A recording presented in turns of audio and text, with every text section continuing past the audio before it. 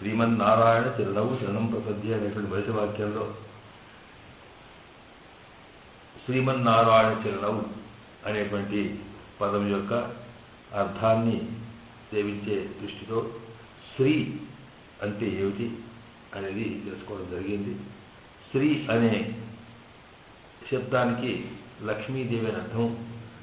లక్ష్మీదేవికి శ్రీ అనే కాకుండా ఇంకా ఎన్నో పేర్లు ఉన్నాయి, కానీ అన్నిటికన్నా అందులో ముఖ్యమైనది శ్రీ అనేదే. అసలు ఆమెకు ఉండవలసిన పేరే శ్రీ అనేది. మిగతాన్ని ఉట్టి సామాన్యమైన గుణానికి పెట్టి వచ్చినాయి. అందువల్ల సర్వేశ్వరునికి నారాయణ అనే శబ్దం ఎంత ప్రముఖమైందో, అమ్మవారికి లక్ష్మీదేవికి కూడా అన్ని పేర్లు తిరునామములు ఉన్నప్పటికీ కూడా శ్రీ అనేదే ప్రధానమైన పేరు అనేది నిన్న చేశారు. దానికి కారణం ఏంటంటే ఈ శ్రీ అనే శబ్దము ఆమె యొక్క స్వభావాన్ని మనకు తెలియపరుస్తుంది. ఆ శబ్దం యొక్క వ్యుత్పత్తి, అది దాని అర్థము, దాన్ని చూసినప్పుడు దానికి 6 రకాల అర్థాలు ఉన్నాయని విన్నాం. అందులో ప్రధానంగా 2 ముఖ్యమైనవిగా మనం భావించాం. ఆ రెండింటిలో ఒకటేంటంటే శ్రీ అంటే ఈ లోకములో ఉండేటువంటి జీవులందరినీ కూడా తన వైపు తనను ఆశ్రయించేట్టుగా చేసుకునేది.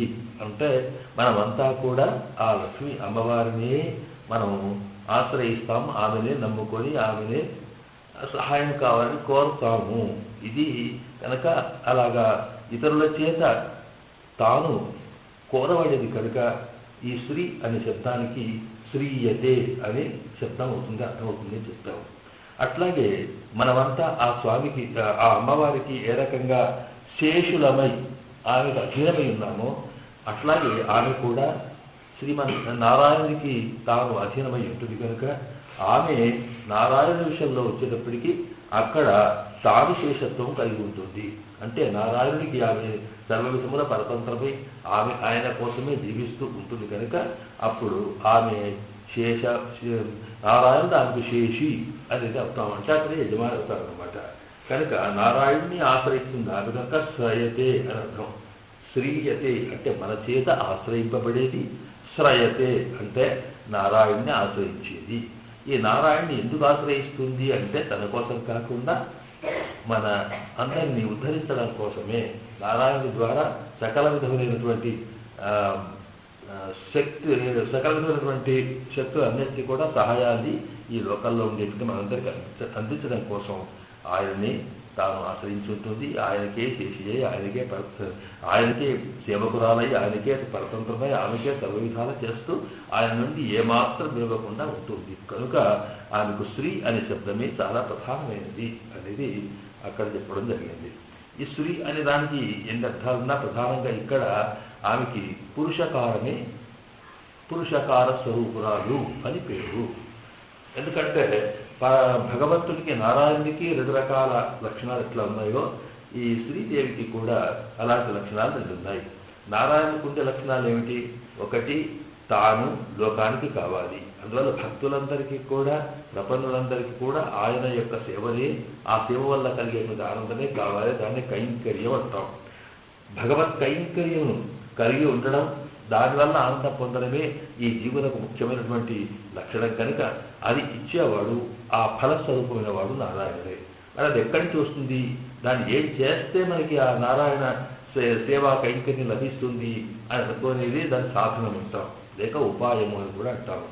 ఆ ఉపాయం అనేది కూడా మనకు కర్మ, జ్ఞాన, భక్తి, మిగతా ఉపాయాలు పరమాత్మను పొందడానికి ఏమిటి ఉన్నవో అవి కాదు, అతన్ని పొందించేవి ఆయననే ఉపాయము, ఆయననే ఉపేయము. ఉపాయం అంటే ఆయన అనుకుంటేనే తానే స్వయంగా మనకి అందించగలుగుతాడు, అందుతాడు కూడా. అలా అతని యొక్క సంకల్పం లేకపోతే మన సాధనాలు ఫలించడం కష్టం.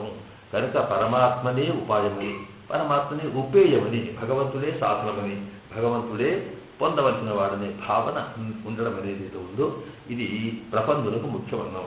అంటే సాధారణంగా ఇతర వేరే కర్మయోగము ద్వారా పరమాత్మ యొక్క దివ్య అనుగ్రహాన్ని పొందాలి అనుకునేటువంటి సాధకులు ఉంటారే వాళ్ళు కర్మయోగులు ఉంటాం. జ్ఞానము ద్వారా పొందాలనుకున్న జ్ఞానయోగులు, భక్తి ద్వారా పొందేవాళ్ళు భక్తులు, వీళ్ళందరూ కూడా ఏదో ఒక సాధన ద్వారా పొందేవాళ్ళు. కానీ ప్రపంచులు ఎవరైతే ఉంటారో, ప్రపంచం అంటే ఏమిటి, ఇవన్నీ మా వాళ్ళు ఏమి కావు, అకించన అనన్యగతి అని ఉందే, మా వాళ్ళు ఏది కాదు కనుక ఇవి మేము చేసినా నిన్ను పొందగలిగే స్థితి మాలో లేదు కనుక ఇంకా నీవే అనుగ్రహించి మాకు సాక్షాత్కరించాలి, నీవే మమ్మల్ని దయ చూడాలి అనే భావనతో ఆయననే మనకు పొందించేవాడు, ఆయన్నే మనకు కావాలి అనే భావన ఉండేటువంటి వాడు ప్రపంచులు కనుక ఇలాంటి ప్రపంచులకు దృష్టిలో ఉన్నప్పుడు పరమాత్మకు 2 లక్షణాలు. అంటే ఒకటి అతనే ఫలము, ఆ ఫలాన్ని అందించేది కూడా ఆయననే అనేది ఇది ప్రపంచ స్వరూపము. సంప్రదాయాలు మన సంప్రదాయాలు ఉన్న విశేషం అదే. ఇక తర్వాత ఆయనకు 2 ఎట్లాగో అట్లాగే శ్రీ లక్ష్మీదేవికి కూడా తాను ఇతరులందరూ కూడా తనను సేవిస్తారు కనుక తాను కూడా ఆమె అనుగ్రహం కూడా మనకు కావాలి కనుక అది ఒక ఫలమే ఆమె. దాంతోపాటు ఆమెను పొందడానికి ముఖ్యంగా రెండవది ఏంటంటే ఫలాన్ని పొందించుతుంది కూడా. ఆమె ఇస్తుంది, ఇప్పిస్తుంది. ఇప్పించడానికి పనికొచ్చేటువంటి స్వభావాన్ని పురుషకారం అంటాం మనం. కనుక ఆ పరమాత్మ దగ్గర తన సర్వవిధములో కూడా పరమాత్మ తన అనన్య అర్హ శేషత్వము, అనన్య శరణ్యత్వము, అనన్య భోగ్యత్వం అనేటువంటి 3 ఆకారాలు, 3 లక్షణాలతో పాటు ఆ స్వామిని తనకు స్వాధీనంగా తీసుకుని తాను ఆయనకు స్వాధీనంగా ఉండి తాను ఎట్లా చెబితే అట్లా వినగలిగేటువంటి స్థితికి పరమాత్మ తీసుకొచ్చి ఆ తర్వాత ఆయన ద్వారా తనను ఆశ్రయించినటువంటి ఈ జీవులందరినీ కూడా ఉద్ధరిస్తుంది. కనుక అలాంటి ఈ జీవులకి పరమాత్మకి మధ్యన ఉండి వాళ్ళకి ఈ సంబంధాన్ని కలిపేటువంటి స్వభావం కనుకనే దానికి పురుషకారం అని పేరు. ఈ పురుషకారం అనే మాటకి మళ్ళీ దృష్టి పెట్టుకున్నాం. పురుషుడు అంటే పురు అంటే అధికంగా, సునోతి ఇచ్చేవాడు అంటే అసలు ఏమీ ఇవ్వకుండా ఉండేవాడిని ఈ అడిగిన వాడికి ప్రార్థించిన జీవుడికి ఏదంటే అది ఇప్పించేట్టుగా చేస్తూ ఆయనలో ఆ స్వభావం పైకి వచ్చేట్టుగా చేసే స్వభావం కలది కనుకనే పురుషకారం అనర్థం. అలాగే అతను పురుషుడిగా చేస్తుందంటే అంటే సంపూర్ణంగా అంటే ఏదంటే అది ఇంత అంతా లేకుండా మనదంతా ఇచ్చేట్టుగా చేస్తుంది కనుక పురుషకారం అని పేరు. అట్లే కాకుండా అతనిలో ఇన్ని ఉన్నాయి అన్ని ఉన్నాయని తెలవాలంటే సాధారణంగా ఈమెనే తోడ్పడాలి. కారణం ఏంటంటే వైకుంఠంలో ఉన్న పరమాత్మకి అక్కడ ఉన్న నిజమే, ఆయన పరమాత్మకి పరస్వరూపం అనేది ఒకటి ఉంటుంది. పరస్వరూపం అంటే ఒక సాధారణంగా ఆఫీస్ హెడ్ ఉంటే ఆఫీసులో ఉన్నవాడికి అక్కడ ఉన్నాక వాడికి ఏమైనా అధికారంలో పెద్దగా తప్ప ఇంకా మిగతా ముచ్చట్లు ఉండవు వాడి దగ్గర. అట్లాగే పరమాత్మ కూడా ఆ వైకుంఠంలో ఉన్నప్పుడు అందరి మీద నేను గొప్పవాడు పరవాసుదేవుడు అంటాం మనం. అందువల్ల ఆయననే డిక్టేట్ చేస్తూ అన్ని రకాల సృష్టించి లైవ్ చేస్తూ ఉండేటువంటి ఒక గుణమేత ఉందో అక్కడ కనిపిస్తుంది. కానీ అందులో ఆయన దగ్గర ఆ పరస్వరూపమే కాకుండా ఎన్నో ఉన్నాయి. వాత్సల్యం, ప్రేమ ఉన్నది, సౌలభ్యం, సులభంగా ఉండడం ఉన్నది, ఇవన్నీ లక్షణాలు ఉన్నాయి. కానీ అక్కడ ఎవరికి అక్కర్లేదు. ఎందుకంటే అక్కడ అందరూ కూడా వారే పెద్ద కనుక వారినే సేవించుకుంటుండేవాళ్ళు. నిత్యాత్మలు ముక్తాత్మలు కనుక ఊహా సేవిస్తూ ఉంటారు కనుక వారికి ఇంకా వేరే అవసరాలు లేదు. కానీ ఇక్కడ ఉన్న మనం ఎన్నో రకాల వాళ్ళము, సామాన్యులము, పాపాత్మము, తర్వాత ఎన్నో రకాల స్వామి తెలియని వాళ్ళము, అజ్ఞానము, వీళ్ళందరినీ కూడా ఉద్ధరించగలిగేటువంటి ఒక సౌలభ్యము, లేకపోతే వీళ్ళందరికీ అందుబాటులో కలిగేటువంటి సులభంగా అందగలిగేటువంటి లక్షణం, వీళ్ళందరినీ ప్రేమతో చూసి ఉద్ధరించగలిగేటువంటి ప్రేమ, వాత్సల్యం, ఈ గుణాలన్నీ అక్కడ ఉన్నప్పుడు పైకి రావు. ఎందుకు రావంటే అవసరం లేదు కనుక. దానం పుచ్చుకునేవాడు ఉంటేనే దానం ఇస్తారు, పాపం దానం ఇచ్చే లక్షణం అనేది తెలుస్తుంది. ఎట్లా తెలుస్తుంది కనుక అలాంటిది ఇక్కడ ఈ లోకంలో జరుగుతుంది కనుక ఇవన్నీ కూడా మరి ఆయనకుండే వాత్సల్యం, అతనికి సౌలభ్యం, అతనికి ఉండేటువంటి ఇంకా ఎన్ని గుణాలు ఉన్నాయో అవన్నీ కూడా సంపూర్ణంగా అవి బయటకు రావాలనుకుంటే ఈవిడ గారి ప్రయత్నం చేస్తుంది. అయ్యో పాపం ఇట్లా అయిపోయినాడండి వీళ్ళు బాగుడు అంటే దయగలుగుతుంది, లేకపోతే ఇంకేదో చెప్తే ఇంకో లక్షణం వస్తుంది. ఈ రకంగా కేవలం పరత్వము అనేటువంటిది నేనే అందరికన్నా గొప్పవాడిని అనేటువంటి స్వతంత్రం అంటాం అక్కడిది. పరత్వం నన్ను ఎవరు అనేవాడు ఉంటాడు అనే భావన ఒక్కటే అక్కడ ఉంటుంది తప్ప మిగతా అన్ని లోపలికి అయిపోతాయట. కనుక అలాంటి వాటిని కూడా పైకి తీసి ఇవన్నీ తనలో ఉన్నాయి అనేది లోకానికి తెలిసేట్టుగా చేసేది కనుకనే ఇక్కడ పురుష అంటే పూర్ణ సకల కళ్యాణ గుణములతో నిండి వాటి యొక్క ఉపయోగాన్ని ఆ గుణముల యొక్క ప్రతిభంతా కూడా లోకానికి అధ్యక్షుగా చేస్తుంది కనుక ఇది పురుషకారం అని కూడా ఇవికి పేరు. కనుకనే అది మనకు అర్థం అవ్వడానికి సిఫారసు రికమెండేషన్ ఇద్దాం. సిఫారసు రికమెండేషన్ అంటే అర్థం ఏంటి? అవన్నీ కావాలంటే ఎంతకాలం అది ఎవరికి సిఫారసు చేస్తాడో ఆ చేసేవాడికి మన మీద దయ ఉండాలి, వాడు చేసే శక్తి ఉండాలి, ఎవరితో పని చేయిస్తాడో వాడికి అవన్నీ చేయగలిగే శక్తి ఉండాలి, వీడు చెప్పిన వాడు వాడు వినగలగాలి, చేయాలంటే వాడికి అనుకూలంగా వీడు ఉండాలి. ఇవన్నీ ఏ లక్షణాలు ఉంటాయో ఇవన్నీ అమ్మవారిలో ఉన్నాయని అన్నమాట. కనుక ఈ పురుషకార స్వరూపం అన్నప్పుడు ఇక్కడ శ్రీ అనేటప్పుడు వట్టిగా అమ్మ లక్ష్మీదేవి అని మాత్రమే అర్థం చేసుకున్నప్పుడు అప్పుడు ఏమవుతుందంటే ఆమెకు ఉన్నటువంటి స్వతంత్రత శక్తి అవన్నీ మనం దృష్టిలో పెట్టుకుంటాం. ఇక్కడ నారాయణతో కలిసినప్పుడు ప్రధానంగా మనం ఏంటంటే ప్రపద్యే అంటే నారాయణుడే తప్ప మరొకటి మనకు ఆధారము లేదు, ఆయననే సర్వస్వం అని ఆయనకు ప్రపత్తి ఎప్పటికీ చేస్తాము. ఆ చేసే ముందు ఇక్కడ శ్రీదేవి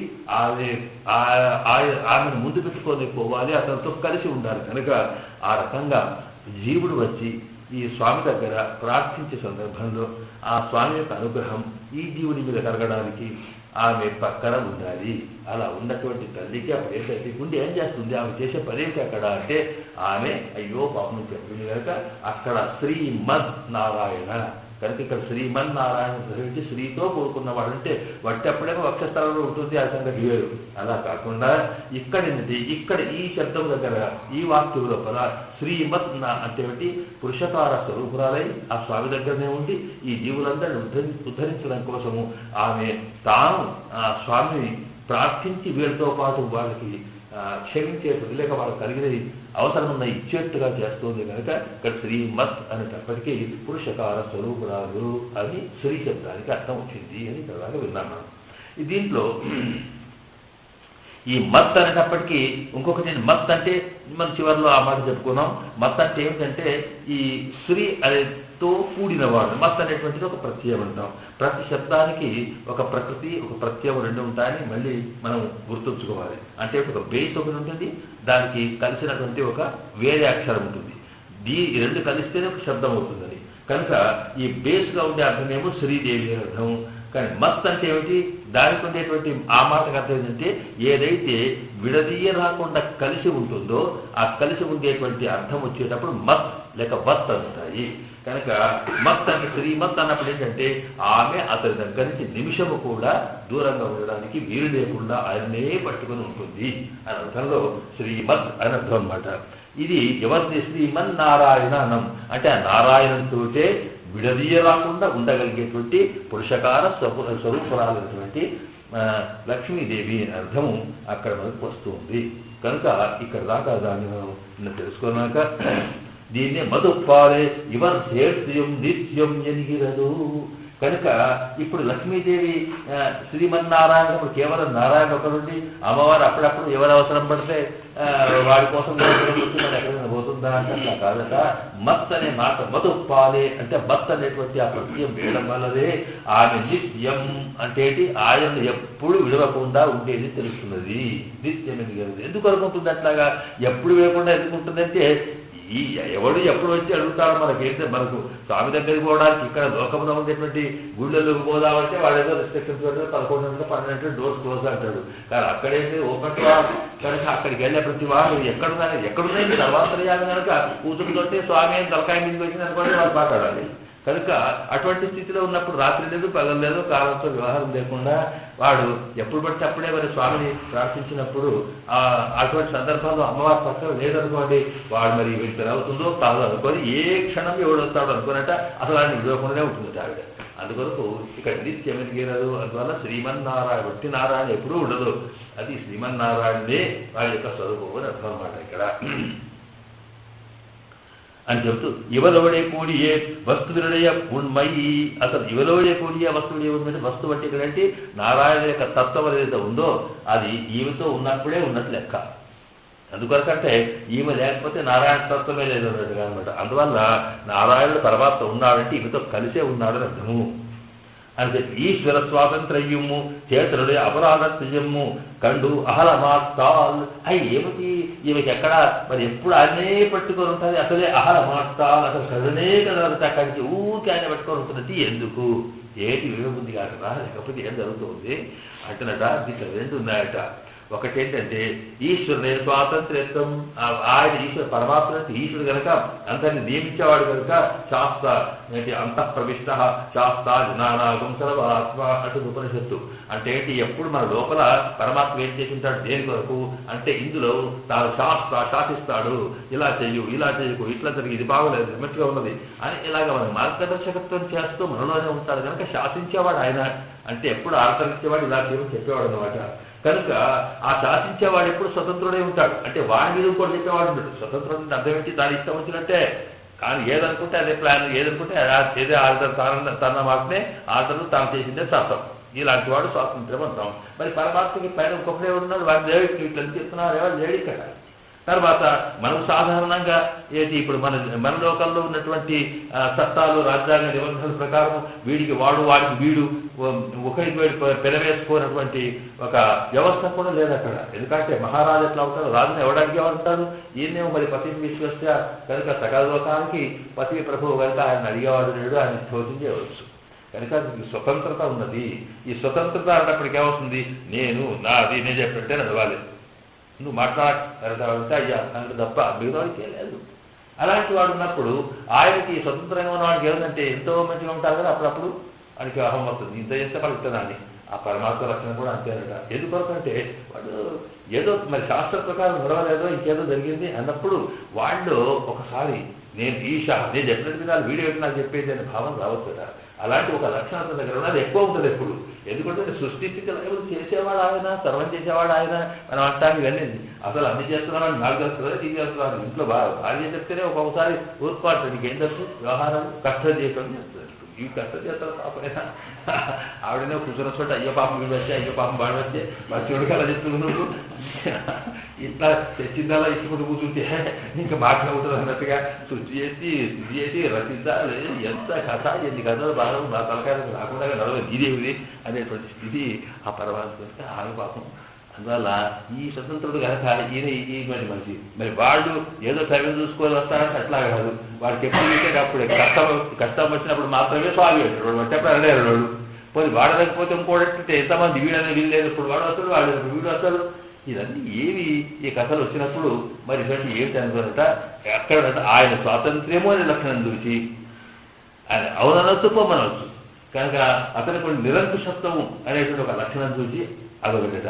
రెండోది వీడి ఏంటంటే వీడికి చేతులున్నాయం అపరాధ స్థయ్యము పోని వీడు మంచి వచ్చిన అంటే వీడి చెయ్యని పాపాలు లేవు. ఈ జీవి మీరు ఏం చేయాలి నాకు అంత మంచిగా ఉన్నానే అంటాం మనం, కానీ ఇది ఏంటంటే ఒక ఈ జన్మలే కాదు జన్మాలు ఏంటి చేస్తాము అసలు తెలియకుండా చేసేటివి ఎన్నో ఉన్నాయి. మన రోజుకు వాస్తవానికి వాటి లెక్క రాసుకోవడం జరుగుతుంది. కానీ ఎందుకంటే మనకు తెలియదు మనం అంత మంచిగా అనుకుంటాం. మనం ఇక్కడి నుంచి దేశం మన సాయంకాలం వచ్చేటప్పటికీ వాడి ఖాతాలో ఎంత పాపం అవుతుందో మనకి అర్థం కాదు.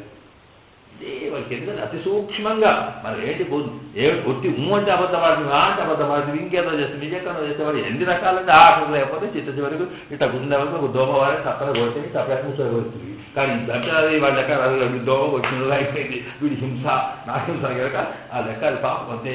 అది ఏ శరీరంలో ఉంటేటండి నువ్వు మనిషిలో ఉంటే తప్పితే తప్పు, లేకపోతే దోమలో తప్పితే తప్పు కదా. అది ఆత్మనే ఇది ఆత్మనే. దానికి కర్మానుభవంగా దానికో శరీరం వచ్చింది నీకో శరీరం వచ్చింది, దాని శరీరం తీసేయాల్సి వచ్చింది అధికారం నీకే కానీ నువ్వు సృష్టి చేసినావా. కనుక రాయి లెక్క ఇట్లా పోయేటప్పటికి ఏమవుతుందంటే ఈ లెక్క అంతా చెల్లప్పుడు వచ్చే వరకు ఖాతా బుక్ మొదలెట్టారు కానీ మరొకటి ఏమీ లేదు. అక్కడ ఇదో మా నాన్నగారు కథ చెప్తుంది. ఇద్దరు సాగులు పాప ఇద్దరు సంచారం పోయిందా, సంచారం పోయితే ఎవడిస్తాడు ఎక్కడికి పోయినా కానీ ఎవడేమి చూడలేదు. మరి ఎట్లా ఇంటికి పోతే సంపాదించుకొచ్చావు అని అది ఏడాది దాకా పోయిందా. పోయిన తర్వాత పోతుంది ఈ ఊరికి పోడు పోగానే అయ్యో ఏమన్నా భోజనం అంటే వాడు భోజనం రుచి పెట్టింది అనుకోండి. పెట్టగానే ఈ రోజు వీడు ఇంత భోజనం చేస్తే భోజనానికి ఎంత ఖర్చు అవుతుంది, వాళ్ళకి ఎంత ఇది మనం సంపాదించినట్టే కదా రాసుకున్నాక పోక ఆవిడ భాగవతం నడుస్తున్నాక కూర్చుని కొంత మనమే భాగవతం ఆడిస్తే ఇంత అవుతుంది రాసుకొని ఏడాది తిరిగి ఇంటికి ఏమా తిరిగి ఏం లేదు ఆ బుక్ కదా తిరిగి భాగవతం ఇది ఖర్చులు అందులో ఇది సంపాదన. ఈ సంపాదనకి లెక్కేటి కనుక మనం ఏం చేసినా వాడు రాసుకుంటాడు అక్కడ. అందుకొరకు వీడు కూర్చుంటే ఎన్నడూ చేసే మాట్లాడేప్పుడు చేసే అబద్ధాలు దాచుకుంటే ఎన్ని పాపాలు చేస్తామో. అపరాధ సహస్ర భాజనం పతితం భీమభవన్నమోదరే అంటారు మన ఆళ్వాన్ స్తోత్రంలో. స్వామి ఎన్ని అపరాధ సహస్ర భాజనం, ఎన్ని తప్పులు చేసి 1000 తప్పులు చేసి ఉంటాను నేను. ఆళ్వాన్ యామనాముడు అంటే సిద్ధాంతకర్త, మహాయోగి, వారేంటంటే అద్భుతమైన పండితులు, వారేంటంటే లోకాన్ని శాసించగలిగేటువంటి ఆత్మశక్తి గలవారు. అలాంటి అద్భుతమైనటువంటి అసలు వారి దగ్గర ఏమాత్రం కూడా పాపం దగ్గర రావడానికి వెళ్ళేటువంటి స్థితిలో ఉన్న వారే అపరాధ సహస్ర భాజనని ఏం చేశాము స్వామి అంటూ పతితం భీమభవన్నమోదరే. అలా లేకపోతే ఇక్కడ ఎందుకు వచ్చి పెట్టాను నేను, ఈ లోకాలు ఎందుకు పుట్టాను, ఇక్కడ నేను ఎందుకు వచ్చినా నేనేమో చేసి ఉంటాను నీకు, కనుక నాకు తెలియవు అన్నట్టుగా ఈ జీవుడు ఉన్నాడే ఎన్ని అపరాధాలు చేస్తారో వాటితో పెద్ద లెక్క వీడికి తెలియదు. వాడు పోయేటప్పటికి ముళ్ళదీస్తారు అక్కడి నుంచి. అందువల్ల వాడే స్వతంత్రుడు, వీడివాడిని ఎక్కడ కష్టపడి చేసినాడు. వీడు నేను లేక పోయితే వాడు కొడతాడో వాడు తిరుగుతాడో వెళ్ళిపోకుంటాడు. పోయితే వాడు గట్టేది అనుకున్నట్ట ఎవడెప్పుడు వస్తాడు ఆహారం ఒక్క నిమిషం కూడా కంటారు కదా, అదే తిండి వేసి ఇప్పలేదు ఏమయ్యా ఏమున్నది ఇక నువ్వు చూస్తే నీవే తిండి నువ్వే దగ్గర నిలిచినాక నాకు ఇది ఆకలించాలి ఇట్లా అని సంతోష పెట్టుకుని కూర్చున్నాడు తప్ప అక్కడికి విరోధ ఆహారం వెళ్ళి ఏమన్నా రథమేలు మంగ. అందుకే ఆడవాళ్ళు అంటారా అమ్మా అదివేలు మంగ స్వామి నుంచి నువ్వు నిమిషం కూడా విడవకుండా ఉన్నావే, ఎందుకున్నావో మా కోసం ఉన్నావు కనుక తల్లి, అందరి సంగతి చూస్తున్నావు, నా సంగతి కూడా ఒకసారి చూడు అని చెప్పు, మా స్వామికి చెప్తే ఎక్కడున్నాడో ఏమో అని చెప్పి ఇదే భావనని మన దాశరథి గారు నీవు ఎక్కడ నీవు ఉండేదా కూడా ఎక్కడుండి నడిరేయే దాములో అని చెప్పాలి. అంటే అందువల్ల అంటే ఆ వైష్ణవ తత్వం అనేది సిద్ధాంతం అనేది వారిలో జీర్ణించి ఉన్నది కనుక వాళ్ళందరూ అట్లా ఛానల్గా మారింది అనుకోండి. అందువల్ల ఇక్కడ అహరమాట్టాను కదరు అందువల్ల అపరాధత్రైకండు అహరమాట్టాను చేతనులకు ఇవ ఇరండు మినయిత్తు అంజవేండ అయితే ఒకటున్నది దీంట్లో. ఇదంతా భయం ఆమెకి, ఎవడెప్పుడు వస్తాడో ఎవడెప్పుడు పంపిస్తాడో ఏమవుతాడో ఇది మహాకోపం, నేనంటే ఏమంటాడు ఇది భయం. ఇక వాడికి ఎన్ని చెప్పినా వాడు తప్పులు చేసి వాడేమితాడు ఈ భయం ఇవ్వకున్నది. ఈ తర్వాత ఈమెకి ఎవరు కానీ అక్కడ ఆయనకు భయం లేదు, ఇక్కడ వీడి మనకు భయం లేదు.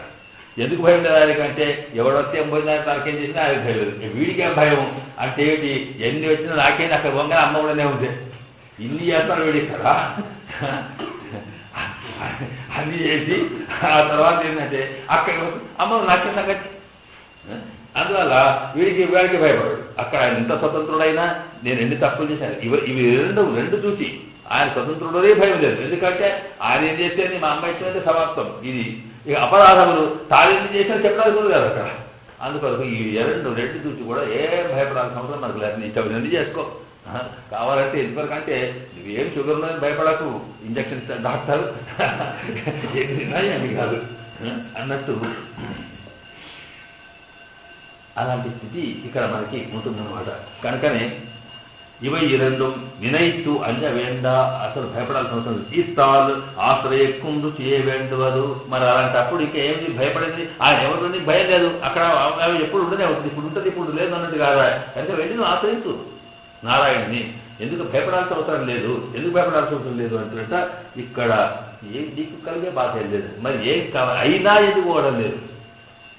ఇన్ని చెప్పినా పరమాత్మ దగ్గరికి పోయి స్వామి నీవు తప్ప మరొకటి లేదు అని పోనీ అయ్యో ఇన్ని చేసి ఎవరు భయము కాదు, లేదు పోనీ ఆయన సహాయం చేస్తావా లేదా పరిస్థితి కాదు ఆయన చేస్తుంది. ఇన్ని తెలిసి నీవు భయపడాల్సిన అవసరం లేకుండా ఉన్నా స్వామి దగ్గరకు ఎందుకు ప్రపంచం చేయడం లేదు, ఎందుకు ధనం సమర్పించడం లేదు, స్వామి నువ్వు తప్ప నాకు మరొకటి లేడని ఎంతమంది లేరు, అంతా నాస్తికులు ఎందుకు అవుతున్నారు అంటేనట రుచి ఏ వేడువదు. రుచి కావాలండి, రుచి అంటే దాంట్లో టేస్ట్ కావాలి, అయ్యో నేను పోవాలి అక్కడికి పోవాలని ఇంట్రెస్ట్ ఉండాలి. అది కూడా అది ఉన్నాదాలు ఇంకా ఏం లేదు.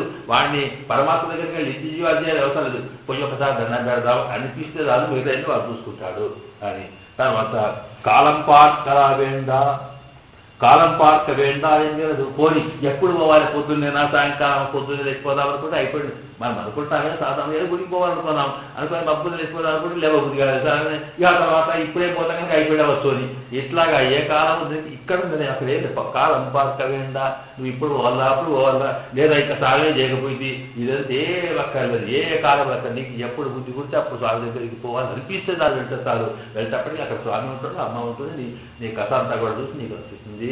కనుక ప్రపత్తి చేయడానికి అంటే స్వామి దగ్గర ప్రపత్తి చేయడానికి మన చేసిన ఒకటి ఏంటంటే మనం అక్కడికి వెళ్ళాలని కోరిక ఉంటే చాలు. చేతి కోరిక ఆ కోరిక ఉండడం కూడా కష్టం. ఇంకెక్కడికి వెళ్ళాలి కోరిక ఉంటుంది కానీ అక్కడికే ఉండాలని కోరిక ఉంటుంది కనుక అది ఉండాలి ఇప్పుడు అప్పుడు తేడా లేదు ఈ ప్రపత్తికి అని చెబుతూ అది ఇలా ఇక్కడ అని చెప్పి తర్వాత ఇక్కడ నువ్వు ఏం తప్పులు చేసావు అనే అవసరం కూడా లేదు. ఇక్కడ రుచి ఏమేంటో కాలం స్వార్థ వెండాలి ఇవాళ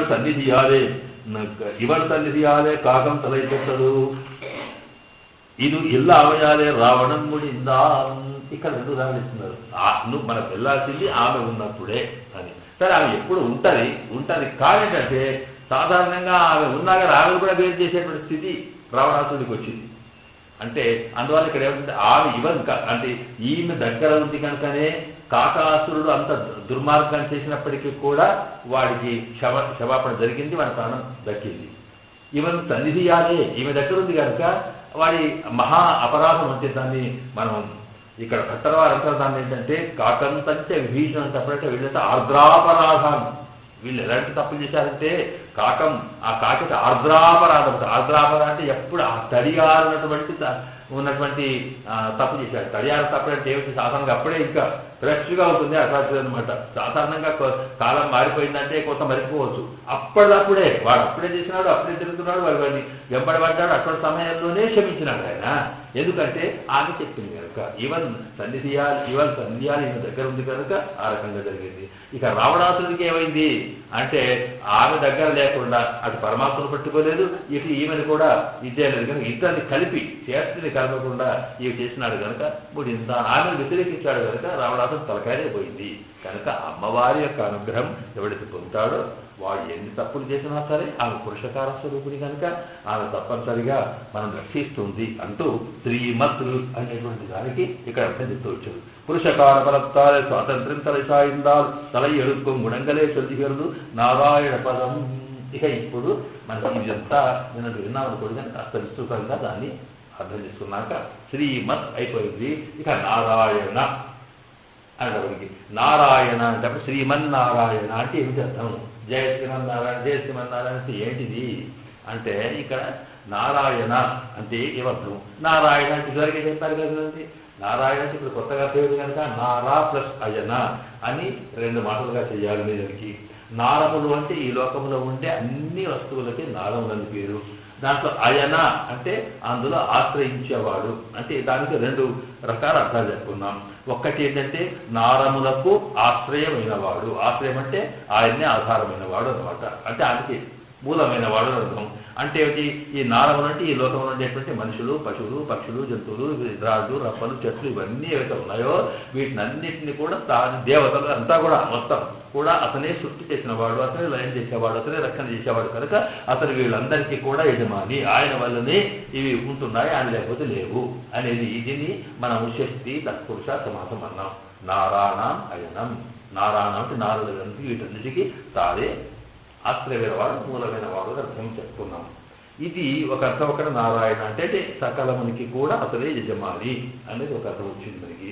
ఆ నారాయణ అంటే ఇప్పుడు మరొక అర్థం చెప్పుకున్నాం ఏంటి? నారములే అయనముగా కలవాడు బహువ్రీహి సమాసం ఉన్నాం. నారములు అంటే వీటన్నిటికీ లోపల ఉన్నారు కదా ఆయన, మన లోపల అంత ప్రవిష్ట లోపల చేరాడు కనుక ఈ లోపల ఉంటే ఇతర లోపల ఉంటేనే ఆధారంగా ఉన్నాయి. కానీ వీటి లోపల చేరిన వాడు, వీటికి ఆధారమైన వాడు, లేక వీటినే లోపల ఉన్నవాడు అని అర్థం వచ్చింది.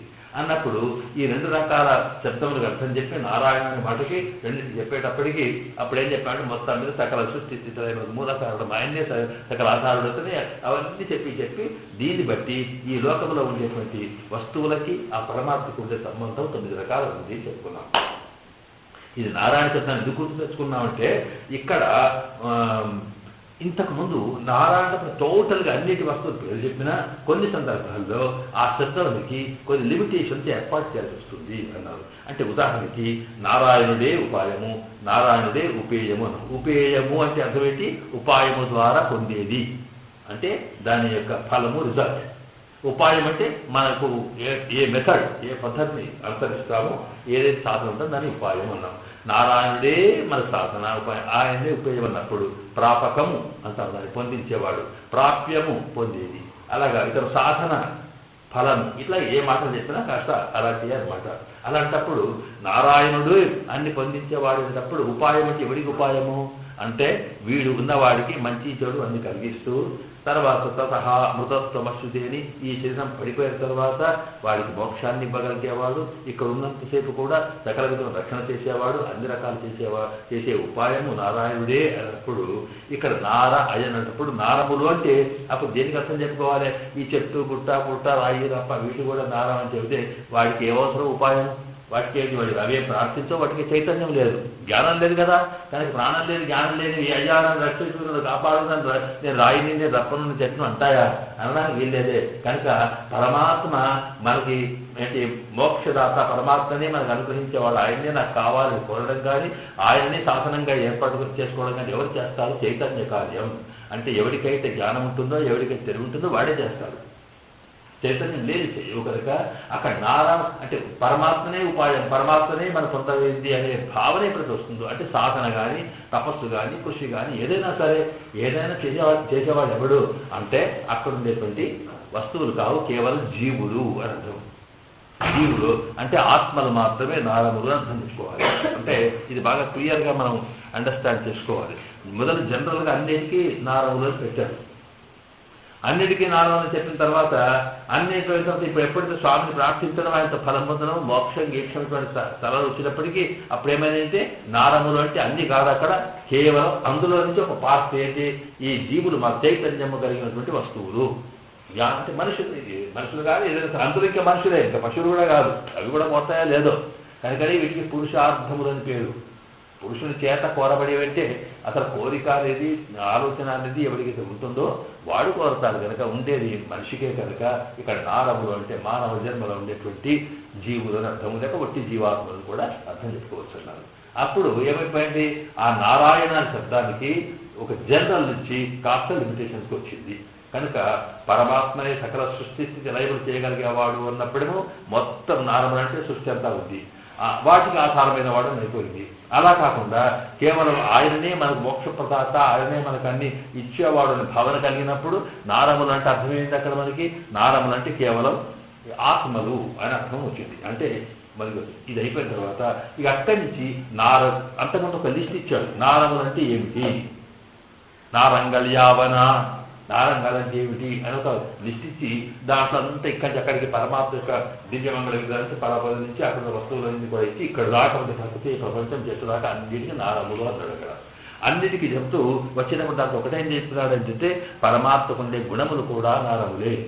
నారములు అంటే అప్పుడు ఏమిటి? కళ్యాణ గుణంగా మనకు ఆ లిస్టు మనం వెనకకు పోయినప్పుడు గుర్తుకొస్తుంది. అక్కడ నారాయణ అని అర్థం చెప్పేటప్పుడు నారములు అనే దానికి అర్థం చెప్పేటప్పుడు నారములు అంటే అక్కడ ఉండేటువంటి పరమాత్మ ఆత్మస్వరూపం, పరమాత్మ దివ్యమంగళ విగ్రహం, పరమాత్మ కూడా ఆయుధాలు, వాడికి ఉండేటువంటి దేవేరుడు, అక్కడ ఉండే పరమపదం, దాంతో పాటు ఇక్కడికి వచ్చినాక ఇక్కడ ప్రకృతి మన నుంచి చెట్లు గుట్టలు అన్నింటిలో లెక్కరిస్తూ ఆ పరమాత్మకు ఉండేటువంటి ఆత్మగుణములు, శరీర గుణములు అన్ని ఇలా చెప్పి వాటికి వాత్సల్య, ఔదార్య, సౌకుమార్య గుణములు ఇవన్నీ చెప్తూ వచ్చారు. అక్కడ అవన్నిటి మనం ఒకసారి రివ్యూ చేసుకుంటే అక్కడ నారా అనేటప్పటికి ఇవన్నీ లిస్టు వచ్చింది కనుక అందులో గుణములు ఉన్నాయి. అక్కడ నారములు అంటే పరమాత్మకు ఉన్నటువంటి గుణములు అని అర్థం. ఆ గుణములు కూడా ఒక పార్ట్ ఉంది. ఆ గుణములు అనేటప్పటికేంటి? ఏ గుణములు అంటే ఆ గుణములు రెండు రకాలు ఉంటాయని చెప్పుకున్నాం. ఒకటి ఆత్మగుణము అంటాం, రెండవది శరీర గుణం. గుణం అంటే ఏంటండి? గుణము రంగు దాని కూడా స్వభావం కదా, అదే దాన్ని బట్టి మనం గుర్తు పట్టగలుగుతాం. ఈయన మంచి గుణం, ఈయన చెడ్డ గుణం చెప్తాం. ఈయన చాలా మంచివాడండి అన్నాడు. మంచివాడంటే దేన్ని బట్టి చెప్తాం? అది దేని గుణం? అది మంచితనం అనేటువంటిది మనస్సుకు లేకపోతే ఆత్మకు సంబంధించింది. కానీ మంచివాడు అనేది రంగు కలర్ది కాదు కనుక. కానీ శరీరం ఆయన అర్థం ఏది మొత్తం పొడుగా ఉంటాడండి, పొట్టిగా ఉంటాడండి, కర్రగా ఉన్నాడండి, లేకపోతే కొంచెం అందంగా ఉన్నాడండి అన్నాం అనుకోండి, ఇవి దేని గుణాలు? ఇవి శరీర గుణాలు. కనుక గుణాలు కూడా లోపల ఉండే ఆత్మకి ఉండే గుణాలు వేరు. ఆత్మనే మన మనస్సు అని మనం మాటలు అర్థం చేసుకుంటే మానసికమైన గుణాలు వేరు, శారీరకమైన గుణాలు వేరు. మంచితనము, తర్వాత సహాయము, ప్రేమ, భావన ఇవన్నీ ఏవైతే ఉన్నాయో కరుణ, దయ, ఈ సంతోషం, ఆనందం ఇవన్నీ కూడా ఆత్మగుణాలు అంటారు వీటి. అట్లాగే పరమాత్మకి కూడా స్వరూపానికి ఉండేటువంటి గుణములు కొన్ని, వారి యొక్క దివ్యమంగళ విగ్రహానికి ఉండే గుణములు కొన్ని, ఇవన్నీ కూడా నారములే అని చెప్పినాడు. కనుక ఇక్కడ నారములు ఈ గుణాలు ఇప్పుడు కావాల్సింది ఏంటి? శ్రీమన్నారాయణ శరణము శరణం ప్రపద్యే అనేటువంటి వాక్యాన్ని అర్థం చేసుకున్నప్పుడు ఆ ప్రపద్య అంటే ప్రపత్తి, స్వామి నీవే తప్ప నాకు మరొకటి లేదు అని స్వామి మీద కాళ్ళ మీద కాళ్ళు పట్టుకొని దండ పెట్టడమే ప్రపత్తి అంటే. అందువల్ల అంటే సర్వభాగం ఆయన మీద ఉంచడం శరణాగతి చేయడం. ఇప్పుడు ఆయన శరణాగతి దేనికోసం చేస్తున్నామంటే నన్ను కాపాడమని నాకు ఏమన్నా ఇది చేస్తాను కదా. ఈ చేసేవాడు ఎవడు?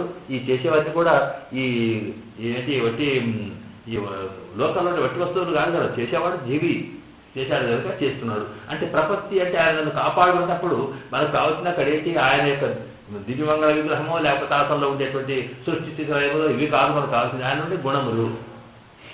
నువ్వు దయదూడు నన్ను అంటే దయాని గుణం ఇక్కడ పనికి రావాలి. అలాగే కోపడకు స్వామి అంటే కోపం అనేది ఉండకూడదు వారికి. ఇలాగా ఏదో రకమైన కొన్ని గుణాలు ఉంటాయి. ఆ గుణములే ఇక్కడ అర్థము. కనుక నారా అన్నప్పటికీ మొత్తం జనరల్గా చెప్పినటువంటి ఆ స్వరూపంలో గుణములకి ప్రాధాన్యం ఇవ్వాలి. ఏ గుణములు అంటే ఆత్మగుణములు కొన్ని, శరీర గుణములు కొన్ని. శరీర గుణములు స్వామికి ఏమిటి? శరీర గుణములు అంటే అక్కడ సౌకుమార్య, సౌగంధ్య, లావణ్య చెప్తావు. అక్కడ సౌకుమారి సుకుమారంగా మెత్తగా ఉండదు. మనం గుర్తాడితే చూసేసి అబ్బాయి ఎంత మెత్తగోది అని అంటారు. ఇది సౌకుమారి. సుకుమారం, లావణ్యం అంటే చక్క మెరిచేటువంటి ఒక సౌందర్యం. సౌందర్యం ఆకర్షించే శక్తి వల్ల దేనికి? బాడీ పైన ఉండేటువంటి చర్మానికి, బాడీ రూపానికి. కానీ రూపానికి ఉండే గుణములు. ఇక ఆత్మకు ఉండే గుణములు అంటే అప్పుడేంటి? జ్ఞానం, శక్తి, బలం, దయ, ప్రేమ, వాత్సల్యం ఈ గుణాలు అనమాట. కనుక ఈ రెండున్నప్పుడు ఇక్కడ కావాల్సింది ఏమిటి? ఆయన మనకు అంటే ఈ రెండు గుణాలు ఏం పనిచేస్తాయి? కొన్ని అంటే జీవుణ్ణి తన వైపు రావడానికి, లాక్క రావడానికి పనికొచ్చే గుణాలు కొన్ని, అతని దగ్గరికి వచ్చిన తర్వాత అతని పరిచేసేటువంటి గుణాలు కొన్ని. అంటే ఏమిటి? ఇక్కడికి వచ్చినాక ఆయన దగ్గర మన ఒక వస్తువు అందంగా కనిపించాను అనుకోండి, ఒక నిమిషం నిల్చుండి చూస్తాము. అంటే ఈ నిల్చుండి వాడి వైపు చూడగలిగేట్టుగా చేసింది ఏమిటి అంటే సౌందర్యం. ఏమిటా సౌందర్యం? శరీరానికి సంబంధించినటువంటి గుణం. అట్లాగే మరి అలా కాకుండా కాస్త మంచి అందమైనటువంటి మాట మాట్లాడు కనుక ఆ మాట విని ఆకర్షించింది. ఆ మాటలోని సౌందర్యం. ఇలాగా ఇవి శారీరకమైనటువంటి సౌందర్యాలు. అట్లా కాకుండా ఆయన ఏంటంటే చాలా మంచి ప్రేమ, అభిమానం ఇవన్నీ చూపించాను. ఆయన విడవకుండా అక్కడే పోవాల్సిస్తుంది. ఈ ప్రేమ అనేది ఆత్మ సౌందర్యం అనమాట. ఇలాంటి ఏం చేస్తాయంటే మనని ఆకర్షిస్తా. అట్లాగే పరమాత్మలో ఉండేటువంటి సూక్ష్మ శారీరక సౌందర్యం కానీ, అతనిలో ఉండేటువంటి లక్షణం కానీ, దాంతోపాటు ఆత్మగుణములు కొన్ని అతన్ని ఆకర్షిస్తాయి. కనుక ఇలాగా స్వామి వైపు జీవుణ్ణి ఈ అంటే ఈ ప్రకృతిలో ఉండేటువంటి సంసారంలో ఉండేటువంటి జీవుణ్ణి ఈ ఇందులో ఉండే రుచి, ఇందులో ఉండేటువంటి ఆకర్షణ కన్నా మించినటువంటి ఆకర్షణ కలిగి ఉండి వాడిని తన వైపు లాగేటువంటి గుణములు ఉంటాయే, వాటిని లాగేం చేస్తా? వాడిని ఆశ్రయించేట్టుగా చేస్తాయి. ఆశ్రయించడం అంటే ఏంటి? వాడి దగ్గరకు అయ్యా అని నువ్వే తప్ప వరకు లేదని ఆయన దగ్గరికి ఆయన సహాయం కోసం ఆయన చేరడం, ఇది ఆశ్రయించడం. కనుక ఈ గుణములు ఏమంటాం మనము? ఆశ్రిత సౌకర్య ఆపాదక గుణములు. ఎంత దూరం ఎందుకు కష్టపడి ఎందుకు చెప్తున్నామంటే దాంట్లో ఒక మాట ఉంటుంది. స్వామి యొక్క గుణములు రెండు రకాలు ఉంటాయి. ఒకటి అయితే ఆశ్రయ సౌకర్య ఆపాదక గుణములు. ఆశ్రయణ సౌకర్యం అంటే ఏంటి? వచ్చి మనల్ని ఆశ్రయించేట్టుగా కలగజేసే సౌకర్యం కలగజేసే గుణం అనమాట. అంటే మన దగ్గర వచ్చేట్టుగా చేసేది ఇది ఆశ్రయ సౌకర్య ఆపాదక గుణములు అని. ఇక మరికొన్ని ఏముంటాయి అంటే ఏంటంటే ఆశ్రిత కార్య ఆపాదక గుణములు అని. ఆశ్రితుడు అంటే ఆశ్రయించిన వాడు ఎవరుంటాడు దగ్గరికి వచ్చాడు, వచ్చినాక వాడి కార్యం పని ఉంటుంది, దాన్ని పని చేయగలిగేటువంటి శక్తి అయితే ఉంటుంది, గుణములు అయితే ఉంటాయి, వాటిని ఆశ్రిత కార్య ఆపాదక గుణములు. తన దగ్గరికి వచ్చేట్టుగా చేసే గుణములు కొన్ని, వచ్చిన వాడిని పని అయ్యేట్టుగా చేసే గుణములు కొన్ని. ఇదనమాట.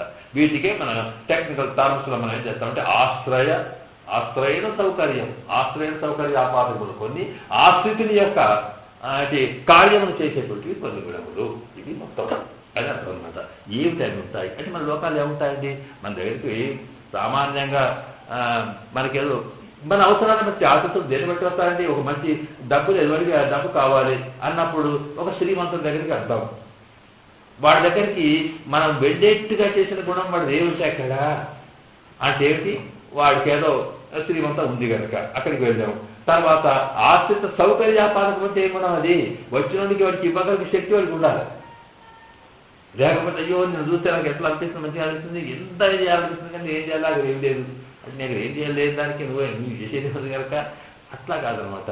కనుక మనం ఎవరి దగ్గరికి పోతామో వాడు ఆకర్షించిన ఒకటి, వాడు మనం ఆకర్షించిన ఒకటి, వచ్చే పని చేయించగలిగే శక్తి. ఈ రెండు గుణాలు అయితే ఉంటాయో వాటినే ఇక్కడ నారములు అంటే కేవలం పరమాత్మ యొక్క గుణములకు సంబంధించిన వరకు మాత్రమే ఈ శబ్దానికి అర్థము. అంతేమిటి శ్రీమన్నారాయణ అంతప్పటికీ 7 గుణములు ఉన్నాయానికి ఇక్కడ చెప్తారన్నమాట. సాధారణంగా పరమాత్మకు ఉండేటువంటి గుణములు 6 ఉన్నాయి అని విన్నాము. మొత్తం ఎన్నో రకాలున్నా అతనికి 6 గుణములు ఉన్నాయి. ఒకటి అంటే జ్ఞానం, రెండవది శక్తి.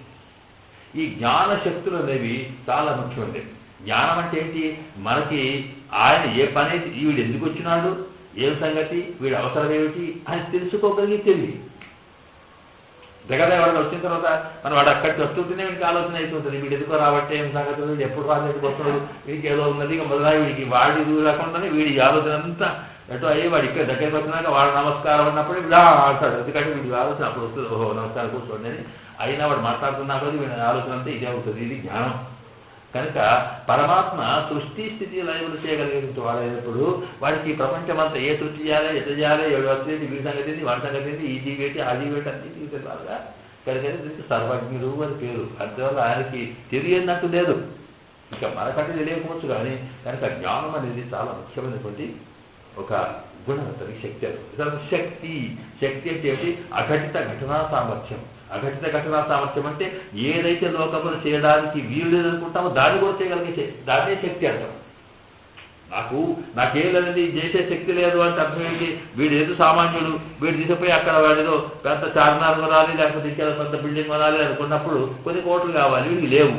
లేకున్నా కానీ లేని సంగతి నాకు శక్తిహీనుడు. నిజంగా వాడు ఏం చేస్తాడు, వాడి పెట్టో వీడి పెట్టో మొత్తం కొనేసాడు అనుకోండి, వీడి వల్ల కార్యాన్ని కూడా వాడు చేయగలిగినాడు అంటే వీడిది గొప్ప శక్తి. దీన్ని అఘటిత ఘటన సామర్థ్యం అంటే వీడి వల్ల కార్యం కూడా చేయగలిగేటువంటి శక్తి, దాని యొక్క సమర్థత ఉండదు, దానికి శక్తి అని పేరు. పరమాత్మకి సామాన్యంగా లోకంలో మనము చేయలేనటువంటి వాటిని, అసలు ఎవడూ కాదనుకునే వాటిని కూడా చేయగలిగే శక్తి వాడికి ఉంది. దీన్ని అఘటిత ఘటన సామర్థ్యంతో ఎట్లా చేయగలుగుతాడు. ఈ 2 ఏం చేస్తాయంటే ఈ 2 గుణములట పరమాత్మ సృష్టికి పనికొచ్చే గుణములు. అంటే ఏది ఎవడు ఎక్కడ ఉండాలి, ఎవరు సృష్టి చేయాలి, ఎవరు చేయకూడదు, వాడి సంగతి తెలియాలి ఒకటి. రెండవది, ఇప్పుడు ఇదో కుండను తయారు చేయాలనుకున్నాడు అనుకోండి, అనుకుంటే కుండ అనేది ఎట్లుంటుందో వాడి జ్ఞానం ఉండదు. కుండ ఎట్లుంటుంది, దేంతో చేయాలి, మట్టి ఎట్లా ఉండాలి, తీసుకురావాలి, దీన్ని కలపాలి, ఎంత కలపాలి, ఏం చేయాలి అని తెలిసి ఉండాలి. నాలెడ్జ్, ఇది జ్ఞానం. ఆ నాలెడ్జ్ని వాడేంటంటే నాలెడ్జ్ కొందరికి ఉంటాయి కానీ దాన్ని చేరాదు. వాడికి చేద్దాం శక్తి లేకుండా వాడేంటంటే ఎట్లయినా సరే తను ఒక అందమైనటువంటి కుండగా మార్చగలిగేటువంటి ఒక సమర్థత ఉంటుంది.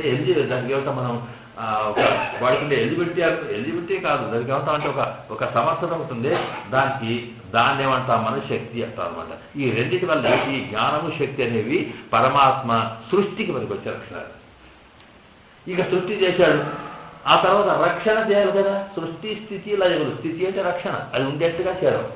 మరి ఆ రక్షణ చేయాలన్నప్పుడు రక్షణకి ఏం కావాలి అంటే 1, 2 ఐశ్వర్య బల. రక్షణ అంటే బలం కావాలి, దాన్ని పట్టుకొని కింద పడుకోకుండా ఉండాలంటే మరి బలం ఉండాలి. ఆ బలంతో పాటు అంటే దాన్ని ఏదైనా వహించగలిగేటువంటి శక్తిని బలం అంటాం.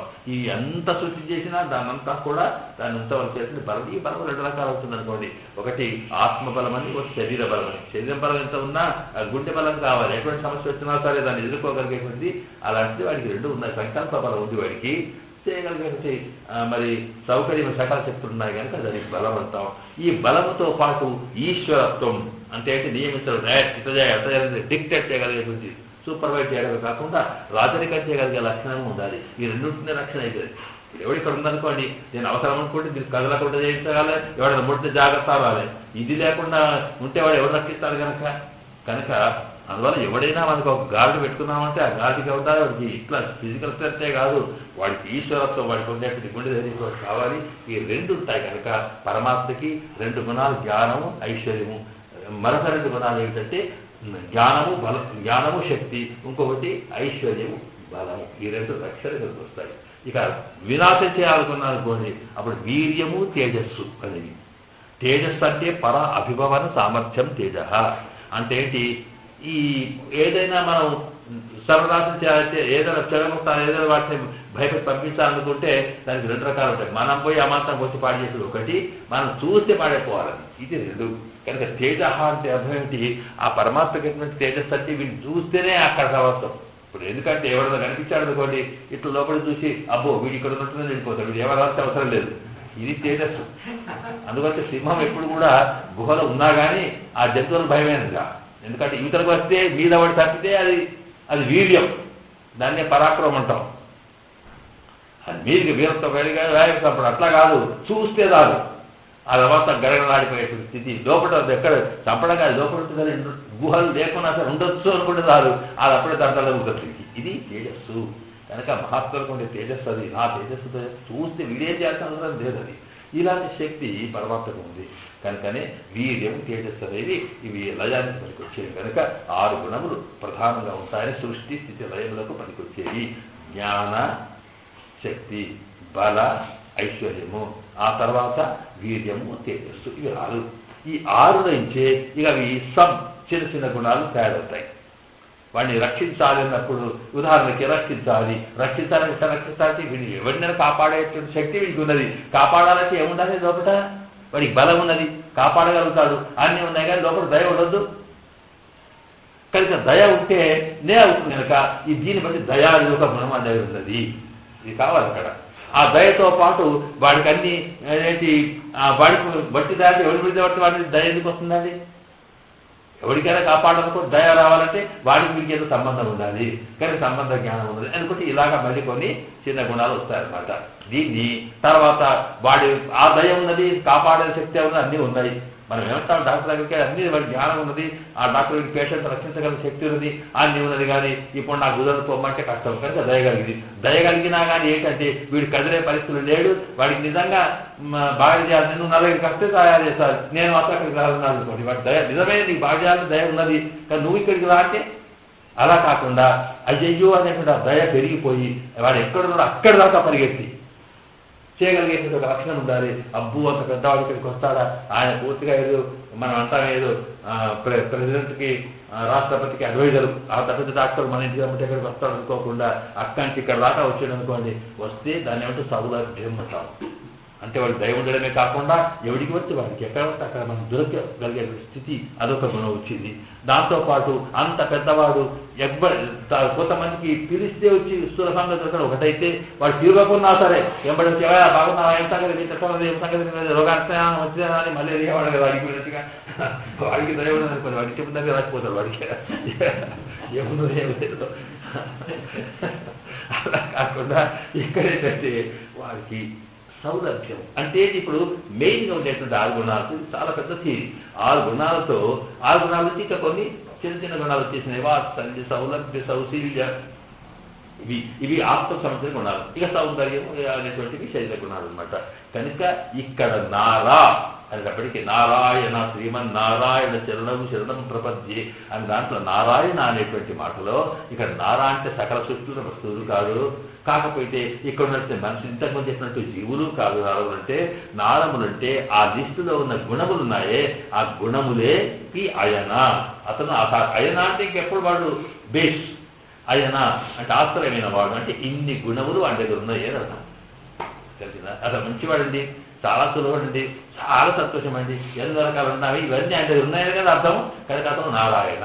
కనుక నారాయణ అన్నప్పుడు అతనిలో ఉండేటువంటి సౌకర్యమైన గుణములు కలవాడు అని అర్థం చెప్పుకోవాలి ఇక్కడ. కనుక ఈ గుణములనే ఎందుకు అర్థం వచ్చింది ఇక్కడ అంటే శ్రీమన్నారాయణ అన్నాం కనుక ఆమె ఉన్నది కదా. ఆమె ఉండి ఏం చేస్తుందండి? ఆయనకు ఇప్పుడు ఆయన సృష్టించిన ఆమె ఉన్నది దేనికోసం అంటే ఎవరైనా కాపాడయ్యో పాపం ఇట్లా అంటే అది ఎప్పుడు కలుగుతుంది? వాళ్ళు ఆ గుణం వస్తేనే. మనం ఎన్ని రకాల తండ్రి ఎన్ని చెప్పినా తండ్రిలో దయ కలిగితే అప్పుడు అది ఆ పని జరుగుతోంది. ఆ దయ కలిగేట్టుగా ఆయన కోపం పోయి పిల్లల మీద దయ కలిగేట్టుగా ఈమె ప్రవర్తించి ఏదో చెప్పి చేసినప్పుడు ఆ కోపం అనే గుణం లోపలికి పోతుంది, దయాన్ని పైకి వచ్చేస్తుంది. వచ్చినప్పుడే కదా వాడు రక్షించగలుగుతాడు. కనుక ఈవిడ చేసే పురుషకారుడు అతనిలో ఉండే ఏ ఏ గుణాలు దాగి ఉన్నాయో వాటి పైకి తీసుకొచ్చే ప్రయత్నం చేస్తుంది. కనుక ఆమె దగ్గర ఉండి చేసే పని అదే.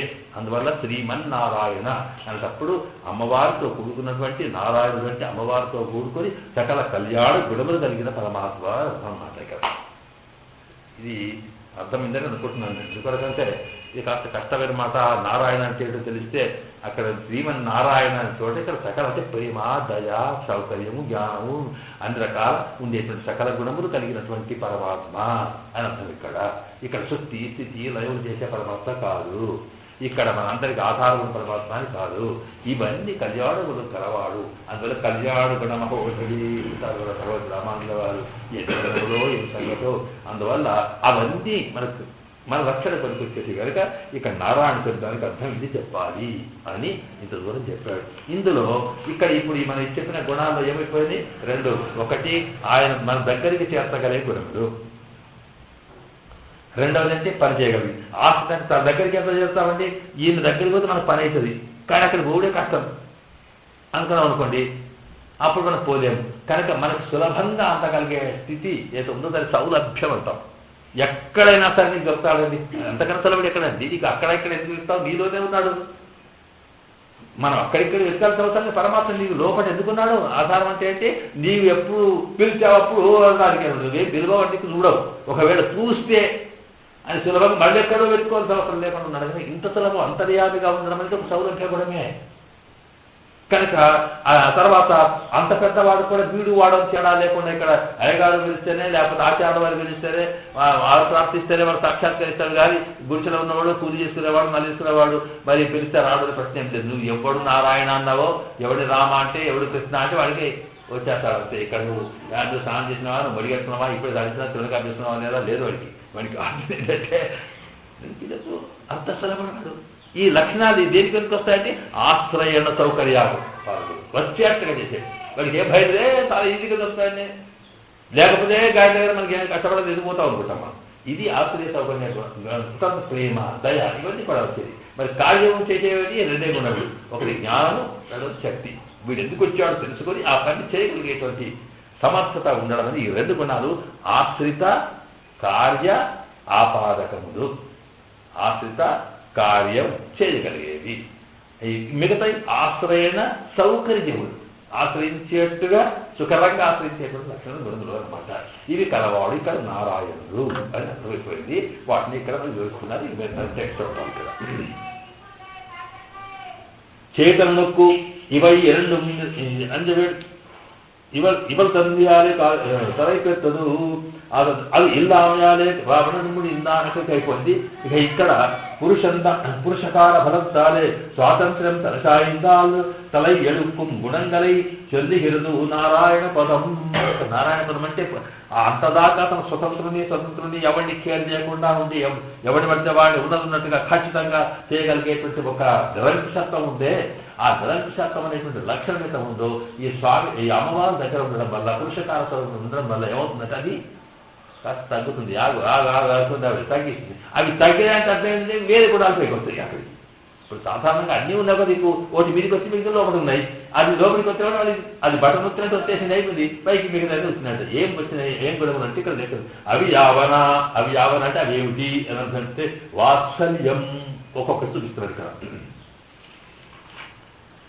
వాత్సల్యం, స్వామిత్వం, సౌశీల్యం, సౌలభ్యం, జ్ఞానం, శక్తియం. ఇవి చెప్పాను కదా. ఇవన్నీ అని చెప్పి కొన్ని లిస్ట్ ఇచ్చింది కదా.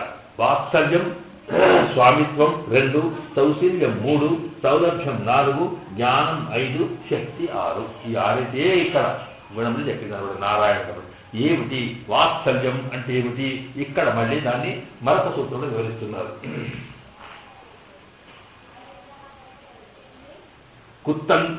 వాత్సల్యం అంటే குத்தங்கண்டு வெறுவாவைக்கு வாத்சல்யம் కార్యం చేయం என்று துறைக்கு స్వామిత్వం. ఇక్కడ కుత్తంకండు వెరువావకు వాత్సల్యం అంటే వాత్సల్యం అంటే ఏమిటి? ఇది వరకు చెప్పుకున్నాం, ఒకసారి వివరించుకున్నాం. వాత్సల్యం అనే గుణం అంటే ఏమిటి? వత్సం లాతి ఇది వత్సల అని పేరు. వత్స అంటే ఆవుకు ఉండేటువంటి దూడకి వత్స అని పేరు. ఆవు అప్పుడే ఈనిన ఆవు తన దూడ అయితే ఉంటుందో ఆ దూడని వత్స అంటాం. ఆ ఆవు దగ్గరికి వత్సను లాగేటగా వచ్చేట్టుగా చేసేది, లేక దూడ దగ్గరికి దూడను విడవకుండా ఆవు ఉండేట్టుగా చేసేటువంటి గుణమునికి వత్సలము, దాని గుణానికి వాత్సల్యం అంటాం. అంటే ఒక ఈనినటువంటి ఆవు తాను కన్నటువంటి దూడ మీద ఉండేటువంటి ఏ ప్రేమ ఉంటుందో ఆ ప్రేమకి వాత్సల్యం. దీన్ని మనం మరొక మాట ఏంటంటే ప్రేమ అనేది ఆకర్షణ. ఈ ప్రేమ అనేది ఎవరి మీద ఉంటుందో, ఎవరితో ఉంటుందో దాన్ని బట్టి దానికి పేర్లు మారుతాయి. ఉదాహరణకి ఈ ప్రేమ అనేటువంటిది తల్లి తండ్రి మీద ఉందనుకోండి, ఆ ప్రేమకి ఏం పేరు అంటే గౌరవం. తర్వాత ఇదే ప్రేమ గురువు మీదనో భగవంతుని మీద ఉందనుకోండి, దాన్ని ఏమని పిలుస్తామనంటే భక్తి. అదే ప్రేమ ఒక సామాన్యంగా యజమానికి, ఒక ఓనర్కి తన సర్వెంట్ మీద, సేవకుని మీద ఉందనుకోండి, దాన్ని ఏమంటారు దయ. అదే ప్రేమకు పేరు. అలాగే దంపతుల మధ్యన ప్రేమ ఉందనుకోండి, దానికే ప్రణయం అని పేరు. ఇలాగా ప్రేమకే రకరకాల పేర్లు. అలాగే ఒక తల్లికి, కన్న తల్లికి తన పిల్లల మీద ఉండే ప్రేమకి వాత్సల్యం అని పేరు. కనుక వాత్సల్యం అంటే ప్రేమ అంటే ఈ ప్రేమలోని డిఫరెన్స్ తెలియాలి మనకి. ఎందుకంటే దేని బట్టి రిలేషన్. కనుక ఈ తల్లికి ఉండే ప్రేమ అయితే ఉందో ఇంకా అది చెప్పడానికి వీలు లేదు. కనుక అది ఎటువంటిదంటే ఒక ఆవు, ఇక్కడ ఉదాహరణ ఇచ్చారు, వర్షను ఆవును దీనికి ఏం చేశారంటే అన్నిటికన్నా ఎక్కువ మనకి ఆవే కనిపిస్తుంది. ఆవులో ఉండేటువంటి ఆత్మీయత చెప్పడానికి వీల్లేదట. కనుక ఆ ఒక ఆవుకు తాను అప్పుడే కన్నటువంటి దూడ మీద ఉండేటువంటి ప్రేమకి వాత్సల్యం అంటాం. ఆవుకు ప్రేమ ఎట్లా ప్రకటిస్తుంది? ప్రేమ ఉన్నది కాదు కదా, ఆ ఆవు చేసేటువంటి ఆ లక్షణాలను బట్టి, కార్యపరులను బట్టి మనం దాని ప్రేమ ఏమిటో తెలియాలి. ప్రేమ ఉండడం అనేది ఎట్లా తెలుస్తుందండి? ప్రేమ ఉందే ఒట్టిగా ఉండేది కాదు. ప్రేమ ఉంటే మనం ఆగం కదా. వాడి మీద ప్రేమ ఉన్నదంటే వాడికి ఏదో రమ్మంటాం, ఆపమ్మంటాం, మాట్లాడతాం, కూర్చోమంటాం, ఏదో సేవ చేస్తాం. కనుక అట్లాగే ఈ వాత్సల్యము అంటే అర్థం ఏమిటి? ఆవు దూడకి ఏం చేస్తుంది అన్నప్పుడు అప్పుడే ఈనటువంటి ఆవు ఎప్పుడైతే ఈనుతుందో, ఈనిన తర్వాత దాని దూడ పుట్టగానే ఆ దూడకుండేటువంటి మైలంతా కూడా తాను నాకేస్తుంది చెప్పాము. ఆ నాకేయడం కూడా ఏంటంటే ఏదో తుడిచేయాలి కాకుండా ఎంతో ఆ దాంట్లో మొత్తం శరీరానికి కంటినటువంటి మైలంతా కూడా, రక్తానంతా కూడా అది నాకుతుంటే దానికి ఏదో పెద్ద రుచికరమైన పదార్థం తిన్నంత ఫీలింగ్ ఉంటుంది దానికి. కనుక ఈ దూడకుండేటువంటి మైలను కూడా తినగలిగి అదే రుచిగా భావించి, ఇది మైలాన్ని అసహించుకోకుండా అదే రుచిగా భావించి ఉండడానికి కారణం ఏంటంటే దాని మీద ప్రేమనే. కనుక ఇలాగా ఒక లక్షణం. రెండవది ఏం చేస్తుందంటే అక్కడ దానికి అది పుట్టిన తర్వాత దాన్ని శుభ్రం చేయడమే కాకుండా దానికి ఆహారం కావడం కోసము, అది బతకడం కోసం, దానికి ఆకలి తీర్చడం కోసం పాలిస్తుంది. దాని దోషం తాను తీస్తుంది, తాను పాలు తాగిస్తుంది. మూడవది ఏం చేస్తుంది? తన దగ్గర ఉన్నటువంటి ఆ దూడని ఎవరైనా ఏమైనా అనబోతే కొమ్మలతో పొడుస్తుంది, కాలుతో తంతుంది, మొత్తానికి రాకుండా రక్షిస్తుంది. ఈ 3 పనులు ఆవు చేస్తుంది. ఒకటి, దానిలో ఉండేటువంటి సకల దోష మైలనంతా తినేస్తుంది. రెండవది, దానికి కావాల్సిన ఆహారాన్ని ఇచ్చి పాలిస్తుంది. మూడవది, దానికి ఏమి ప్రమాదం రాకుండా తానే తెగించి త్యాగం చేసి రక్షిస్తుంది. ఇది ఒక ఆవే కాదు, ఒక మాతృమూర్తిగా ఉన్నటువంటి ప్రతి తల్లికి తన పిల్లల విషయంలో జరిగే లక్షణం. అక్కడ ఆవు ఎందుకు చేశారంటే సరే ఈ దోషభోగ్యత్వం ఉంది. అట్లాగే పరమాత్మకు ఉండే వాత్సల్యం ఏమిటన్నప్పుడు అతనేమో ఆవు లాంటివాడు, ఇదిగో ఈ జీవుల మీద ఉన్నాము మనము, అతని దూడలు లాంటి వాళ్ళము. ఇలాంటి దూడలంటే మన మీద ఉండే దోషాలు ఉన్నాయే, ఎన్ని పాపాలు చేశామో, ఎన్ని రకాల దుర్మార్గ పనులు చేసామో అవన్నీ మన వెంబడి ఉన్నాయి.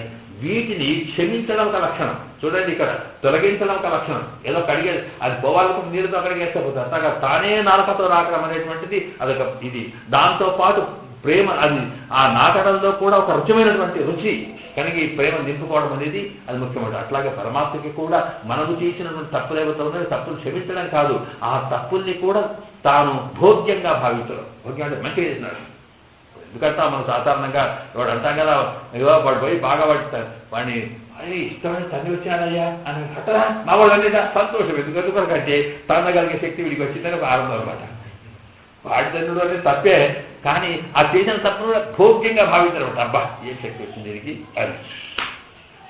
ఇలాగా అంటే సాధారణంగా ఈ ప్రేమాన్ని ఎప్పుడు ఉంటుంది? అదే పరమాత్మ అంటే నన్ను చేయదా ఇక్కడ చెప్తారు వాళ్ళకి, ఏమిటి మావాడి చేశాడా అని అంతేట పరమాత్మ తప్పు చేశాడు, అట్లా చేశాడా ఆయన బట్టి చేశాడు, చాలా బట్టి చేశాడు. ఎందుకంటే ఇంకోటి అలా కాదు. ఎందుకంటే అదొక ప్రేమ. ఎందుకంటే వాడు ఎవడో మా నాన్నగారు, మా అన్న కొడుకు చిన్నవాడు ఉండేవాడు, వాడు బడికి పొమ్మన్నప్పుడల్లా ఎప్పుడు పోదామని కానీ వాడు బడికి పోగానే తిప్పుడు ఆవిడు వాంతులు చేసుకున్నాడు.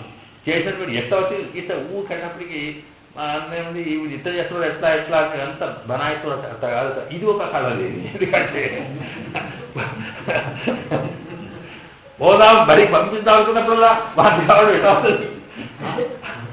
అక్కడ ఉన్న వాడిని ఇంత గొప్ప అని అంటే కుత్తంకండు ఆ దోషం చూసి కూడా భోగ్యం ఎంత వాడు అనేది ఎప్పుడు జరుగుతుందంటే వాడిని చెప్పే వల్ల పరమాత్మకి కూడా ఈ జీవాత్మ మీద ఎంత పేరు ఉంటాడు, ఏది చేసినా ఆ చాలా గొప్ప చేశారు, మంచిగా చేసిన అక్కడి అనేటువంటి స్థితి. ఇది వాత్సల్యం. అంతేకాకుండా మనకు అవసరాలు అది చేయడమే కాకుండా ఆవు పాలిచ్చినట్టుగానే వీడి అవసరాల నుంచి వీడు రక్షించడం. వీడు మంచివాడా చెడవాడా, తప్పు చేసినా ఒప్పు చేసినా, దుర్మార్గుడా పాపాత్ముడా ఏం అక్కర్లేకుండా ఆకలి ఉన్న ప్రతివాడికి అన్నం పెట్టగలగడం అందువల్లే కదా. గాలి నీరు వెత్తులు ఇవన్నీ కూడా వీడు వాడు తేడా ఉందా? దొంగ దుర్మార్గుడు ఎవడైనా గాలి లేకుండా బతికేవాడు కాదు ఇచ్చాడు పరమాత్మ. అది ప్రేమ వల్ల. అట్లాగే ఈ తర్వాత ఏంటంటే ఈ రక్షణ అనేది ఎవరికి వచ్చినా సరే రక్షించగలిగేది స్వామియే పిలిస్తే చాలు, వీడు వాడు లెక్క లేకుండా రక్షించడం లక్షణం ఉంది కనుక ఇలాంటి లక్షణాలు కలవాడు వాత్సల్యం. ఈ వాత్సల్యం అనేది లోపల దాగి పడదాకా ఆయనకి. ఎందుకంటే కొత్తగా ఆడుకుంటున్నాడే తప్ప వాడు ఏమైనా పెద్ద కలెక్టర్ గిరిలో ఉన్నవాడికి ఎప్పుడు ఆడతారు దగ్గర ఉంటారు కానీ ఇంటికి వచ్చిన వాడు జరుగుతూనే ఉంటాడు, దూకుతూనే ఉంటాడు. ఇదేమైనా ఇదే కథ చేసినా అక్కడ ఉంటే ఇక్కడ కట్టు కట్టలా అది వచ్చిందనుకోని ఇది పోయితే ఎట్టను. ఆ వాత్సల్యం అనేది పురుషకారం వల్ల వచ్చిందట. ఇది ఒక గుణం. స్వామిలో వాత్సల్యం అనే గుణమే లేకపోతే అసలు ఈ ప్రపంచంలో మనం ఉండేవాళ్ళమే కాదు. ఎందుకంటే మనం ఎన్ని తప్పులు చేసినా సరే వాటిని క్షమించడం అనేది రాజుగారు చేస్తారు. అది క్షమించలే కాదు, మంచిగా చేసిన కాబట్టి సంతోషం అనేది ఉందో ఇది వాత్సల్యం అంటారు. కుత్తంకండు అంటే కుత్తం అంటే దోషాన్ని చూచి ఇక్కడ వెరువావైకు వాత్సల్యం. ఇక భరగాడంత అవసరం లేదు. మనం ఎందుకు భయపడతామండి? ఏం చేసినా ఒకరు మంచి చేసిన మంచి చేసినా బ్రహ్మాండం చేసిన అలారుకో ఇక వాడు ఎందుకు భయపడతానికి నవ్వు ఉంది అంటాడు. అందుకొరకు ఆ వాత్సల్యం అనేది ఏం చేస్తుందంటే కుత్తంకండు మనలో దోషాలు చూసి అయ్యో ఈయన ఏమంటాడని భయమే లేకుండా ఉండేటువంటి స్థితి పరమాత్మను చేరుకోగలడానికి. అందువల్ల భగవంతుడికి ఇది ఆశ్రయ సౌకర్య ఆపాదమైన గుణం. దాని దగ్గరకు వచ్చేట్టుగా చేసే లక్షణం అన్నమాట. ఆ తర్వాత కార్యం చెయ్యుమెన్రు తుణయిత్వం స్వామిత్వం.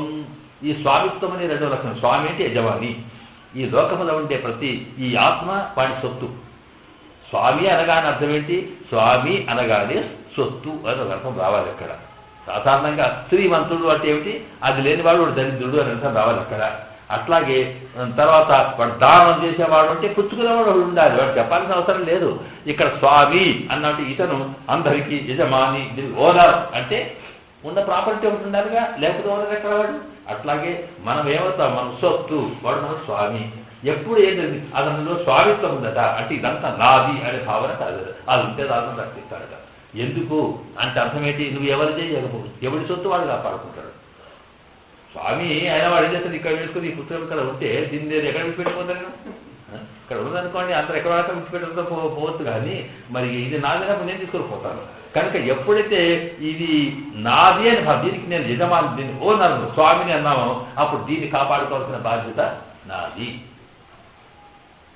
అదే కదా. లేకపోతే ఎవరికి వచ్చారు వాడి ఇష్టం వాడితో చెబుతాడు చేస్తాడు, వాడి అంటే చేతిలో ఉన్నాక జాగ్రత్త అంటాడు. ఎందుకంటే స్వామి కదా వీడు. అందువల్ల ఆ పరమాత్మ కూడా ఈ ఆత్మలకు స్వామి అతను. అందువల్ల నువ్వు ఏది చేసినా సరే వాడి సొత్తుగా కాపాడుకుంటాడు. నువ్వు చేయాల్సిన అవసరం లేదు. ఇక్కడ దీంట్లో లక్షణం ఏంటంటే నువ్వు చేసినా చేయకుండా ఈ పుస్తకం చేసి జాగ్రత్తగా కూర్చుంటానది ఇక్కడ. ఇది ఏమన్నా ఉండదు, దీన్ని సరిపోకుండా కాపాడుకోవాల్సిన బాధ్యత దాని ఓనది. కనుక అసలు స్వామిత్వాలు చేస్తుందామే చేసి ఏమైనా మన అండాంతల్లి చేసిన పని పురుషకాత్మ రూపంలో ఉన్నదే. గోదావతల్లి దీపావళి వచ్చిందే అది కదా. నీలాసం గస్తనగిరి తటి సుప్త ఉద్భోచ కృష్ణం పారాధ్యం స్వం శుద్ధి శతం. స్వామిది నీవంతో అక్కడ వాళ్ళంతా ఎవయ హాయిగా అమ్మవారి దగ్గర నువ్వు విశ్రాంతి తీసుకుంటున్నావు, మరి లోకమంతా చెడిపోతుంది, అందరు ఎక్కడ పాడైపోతున్నారు, ఇవి నీ సొత్తులు కదా, వీటి ఎక్కడ బాగా చేరగొడతావు అని ఆయనను లేపి నీ మేలుకొల్పడమని చేయటం అర్థమంటే చూడు ఇది కొద్దిగా ఆలోచించు. వస్తువు ఉన్న ప్రాపర్టీ అంతా చెడిపోతుంది ఉంటుంది, ఎక్కడెక్కడ కూర్చుంటుంది ఆడుకుంటూ కూర్చున్నావు, నీ పరిస్థితి ఏంటి అని ఎట్లా అంటామో అట్లా అంటుంది. అట్లాగే ఇక్కడ వీళ్ళకి కూడా ఎవయా ఉన్న నువ్వేంటి వాడు ఉన్నాక నువ్వు వట్టిగా చెడిపోతున్నారని వీళ్ళకి చెప్పి ఇలా పురుషకారంలో ఉండే తత్వం అమ్మవారిలో ఉన్నట్టుగానే గోదాదేవిలో ఉందట.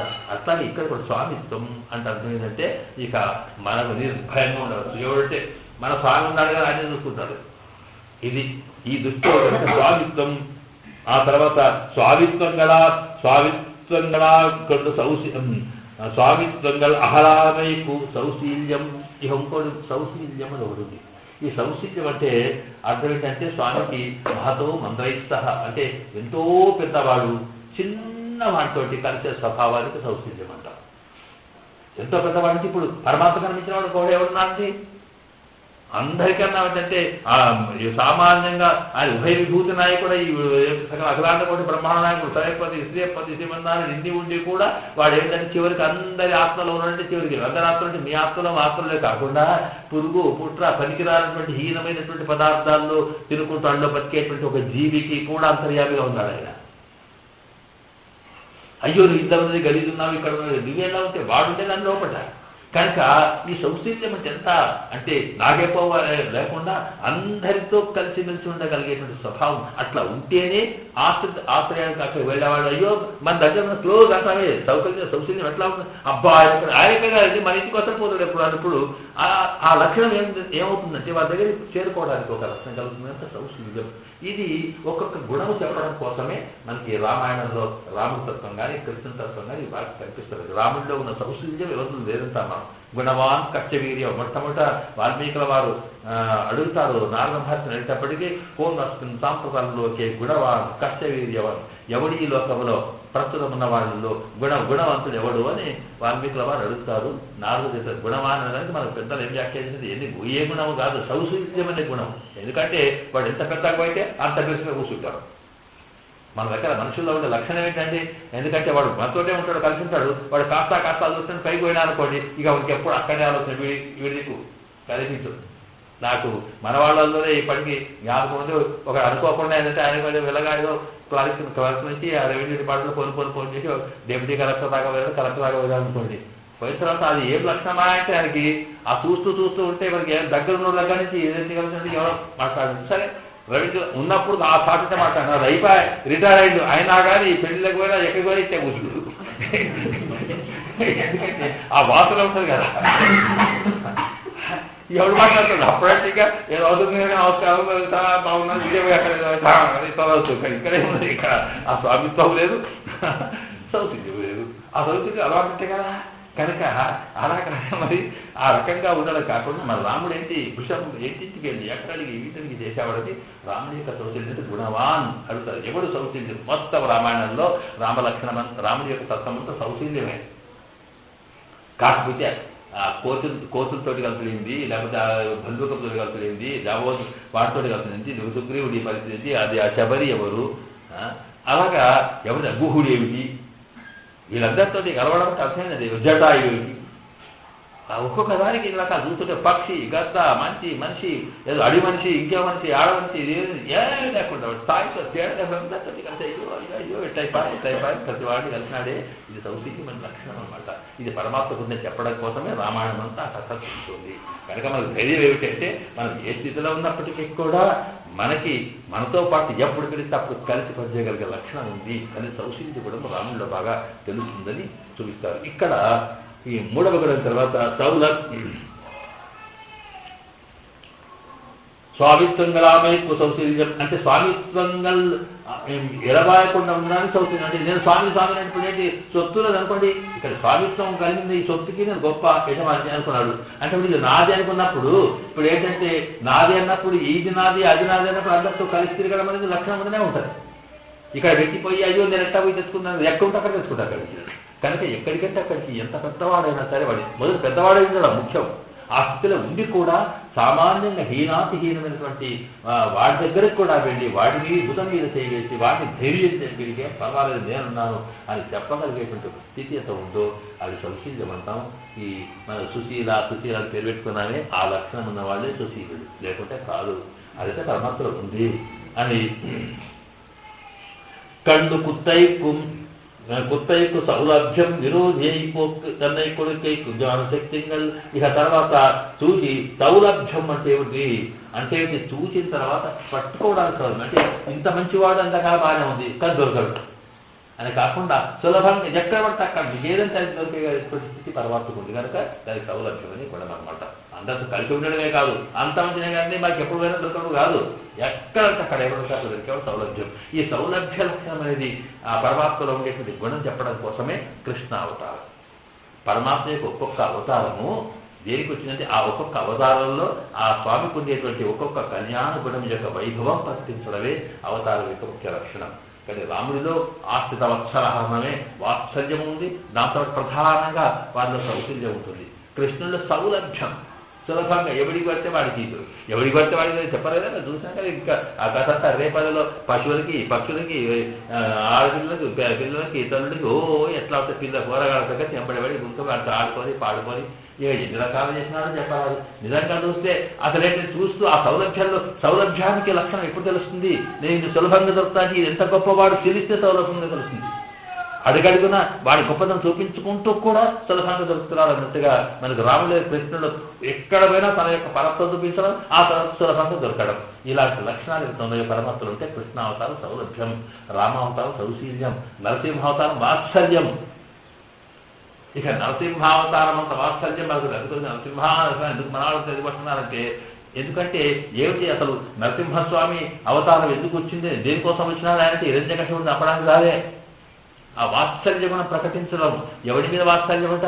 వత్స దూడ. అక్కడ ఉన్నది ప్రహ్లాదుడు, 5 ఏళ్ల వాడు, ఇంత చిన్నగా ఉన్నాడు. వాడిని ఎన్ని రకాల తిప్పలు పెడుతున్నాడు వీడు.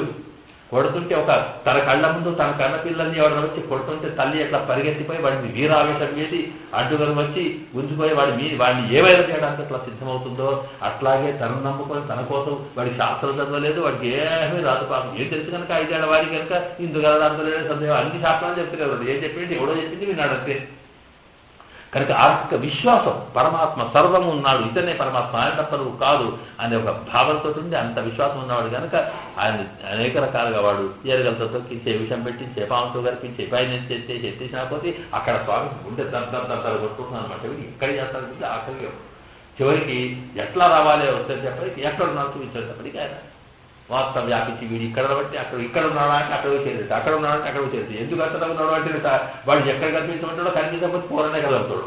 ఎందుకంటే లేడు ఉన్నది ఏది లేడు అంటే కష్టం కదా అని చెప్పి పాపం ఎక్కడ టేబుల్ ఉన్నా కుర్చీ మీద ఉన్నా ఇక్కడ ఉన్నట్టే అందులో ఆ వీరుడంటే ఎక్కడ వస్తాడు, వాడు ఎక్కడ చూసి పడతాడు. మళ్ళీ వాడు పరిగితే వీడాడు ఏంటి ఆ పర్వతాల్లో పర్వతాన్ని పోతుంది భుక్తాంతం తవ్వినట్టుగానే ఎంత గది పోతే పాపం వీళ్ళు పోగొట్టు స్తంభే స్తంభ పోయాడు. ఆ స్తంభం గుట్ట కాలిపోయాడు. స్తంభే ప్రదర్శింహో నరసింహ రూపం అంటే అది ఆ భక్తుని యొక్క సత్యం విధాతుమిక భక్త కృతాలాపం. ఆ నీ భక్తుడు చెప్పిన మాటను సత్యం చేయడానికి కోసము స్తంభే ప్రదర్శితమహో నరసింహ రూపం. ఎక్కడున్నవాడివి, ఏ సంగతి ఉన్నవాడివి, ఆ ఈరికైన స్తంభంలో వాటిలో వచ్చి ఏం చేస్తున్నావు. అందుకొరకే మనకు స్తంభం చూడగా ఎందుకు దండం పెడతాము అంటే ఈ స్తంభం కూడా పరమాత్మకి. ఎందుకంటే అది మనకు ఏంటంటే స్తంభం అనేటువంటిది పరమాత్మని కానీ మనకి ఇచ్చింది కనుక అది అమ్మమ్మ లాంటిదో తాతమ్మ లాంటిదో స్తంభం మనకు సిద్ధం చేస్తారు. తమనిచ్చింది కదా, ఎవరు కలిసారా అమ్మని కలిసింది అమ్మమ్మ నానమ్మ. అందుకొరకు స్వామిని స్తంభానికి ధనం ఎందుకు పడతామంటే పోంగా దేవుడికి స్తంభం ఎందుకంటే ఈ స్తంభం చేస్తాడు స్వామి కనుక అది వాత్సల్యం. ఆయనకు ప్రేమ. ఎందుకంటే ఎంత వాత్సల్యం చూపించాడో మనకు నరసింహ అవతారం చూసి తెలుస్తుంది. ఎంత కోపం, ఎంత ఉద్రేకం హిరణ్యకశిపుడి మీద కోపం. ఆ హిరణ్యకశిపుడి మీద కోపం చూపించేటుంటే వాడి అవంతా అక్కడి తప్పకుండా వీడి సంగతి ఏంటంటే ఆ దీనికి కారణం వీడే కనుక ఈ తెలియదు వాత్సల్యం. ఆ వాత్సల్యం కంటే ఎంత అమ్మవారు కూడా ఎన్నడూ చూడలేదట. అంత బ్రహ్మాండమైనటువంటి ఆవేశం, అంత ఈ స్థితి. ఇక వాడేంటంటే ఇంత రావకూడదు అటు రాకూడదు కోరికలు వాడు ఇచ్చినాడు పెద్ద కొడుకు ఆ బ్రహ్మదేవుడు. తండ్రి రక్షణ చేస్తే వాడు అన్ని ఎవడో చేసినా తను చదువుకోవాలి కనుక వాడు ఇంకేంటి ఏం పర్వాలేదు తింటూ రావకూడదు దాంతో చావేది జరదాలి. దానికోసం పాపం మొత్తం మీద మళ్ళా తాను ఈ మనిషి ఆకారం కొంత, సింహాకారం కొంత ఇంట్లో పెట్టుకొని వాడి గోడు పెట్టుకొని ఎందుకంటే దాన్ని వాడి ఆయుధాలతో తప్పకూడదా దూరంతా పాపం ఎన్ని రకాలు ఎక్కువ స్తంభం వచ్చి వాడిని అంటే చంపాడని చంపలేదట. ఇంకో సమాచారం అది అక్కడ వాడు చచ్చేవాడు దానికి వాడేం చేస్తాడు. ఎందుకంటే డాక్టర్కు ఏదైనా ట్రీట్మెంట్ చేయాలని ఆపరేషన్ చేస్తాడు. చేసినప్పుడు దాన్ని బట్టి పేరైపోతుంది, ఆపరేషన్ పేరైపోయి పడిపోతాడు. అది విడుదల లెక్క కాదు కదా. అట్లాగే ఆయన వచ్చి ఎక్కడున్నారా అని అడుగుతూ ఉంటేనట ఎంత తీసుకొచ్చి అన్ని ఇతరికి వచ్చి ఇవ్వదురా నేను అక్కడెక్కడికి నీ గుండెలోనే ఉన్నాను చూపించేవాడు. ఆ గుండెలో ఉన్న పరమాత్మ వాడికి కనిపించేవాడు, వాడు పరమాత్మ కంటే ఎవరో వెళ్ళిపోయాడు. అట్లా వాడు చెప్పేది కానీ ఆపరేషన్ పేరైంది కానీ ఏదో డాక్టర్ ఆపరేషన్ పేరైతే డాక్టర్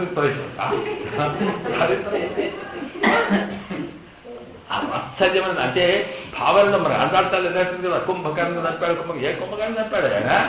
మా రాముడు కుంభకర్ణ చంపాడా? కుంభకర్ణ పడి ఎదురుగా వచ్చాడు, ఎదురుగా వచ్చినప్పటికీ వాడితే కనిపిస్తే వాడి బాధపడదు వాడు చచ్చిపోయాడు.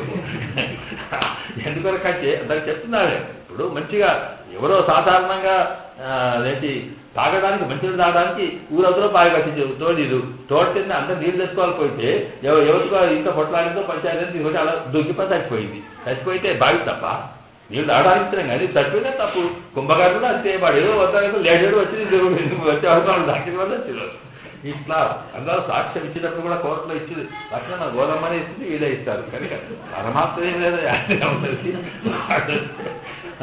వాత్సల్యం. కనుక వాత్సల్యం కొరకు నరసింహావతారం స్వామి యొక్క ఇలాంటి లక్షణాలు చూస్తూ ఇవి ఎలా నమకు నంబర్ ఇక్కడ చూడండి. ఇది దాని కొడుకు జ్ఞానం అయితే ఇవన్నీ దగ్గరికి వచ్చేది. మరి రక్షించేటివి సాధారణంగా ఏం చేస్తే విరోధి అయి పోక్కి తన్నయ్య కొడుకు ఎక్కువ జ్ఞానశక్తిகள் ఇక తనకు జ్ఞానము శక్తి ఉన్నాయే అవి దేనికోసం అంటే వాడి కలిగే విరోధం ఏది ఉంటుందో వెంబడే గుర్తించడం. అయ్యానికి ఏం చెప్పాల్సి ఉంటుంది, అగో ఇది ఏం జరగబోతుందో ప్రమాదం ముందే ఊహించి దాన్ని వెంబడే కాపాడడం. ఇది జ్ఞానశక్తి శక్తులు. అర్జునుడిని కాపాడడానికి మరి సైన్యంకి అడ్డంగా చక్రం పెట్టాడు అంటే అర్థం ఏంటి? ఏం జరగబోతో ప్రమాదం తెలుసుకొని పెట్టాడే. ఇది జ్ఞానశక్తులు అనేది రక్షణ చేయబడతాయి. వీటిని ఆశ్రిత కార్యాపాలక శక్తులు అంటాం. ఈ రకంగా ఉండేటువంటి గుణములకే నారాయణ.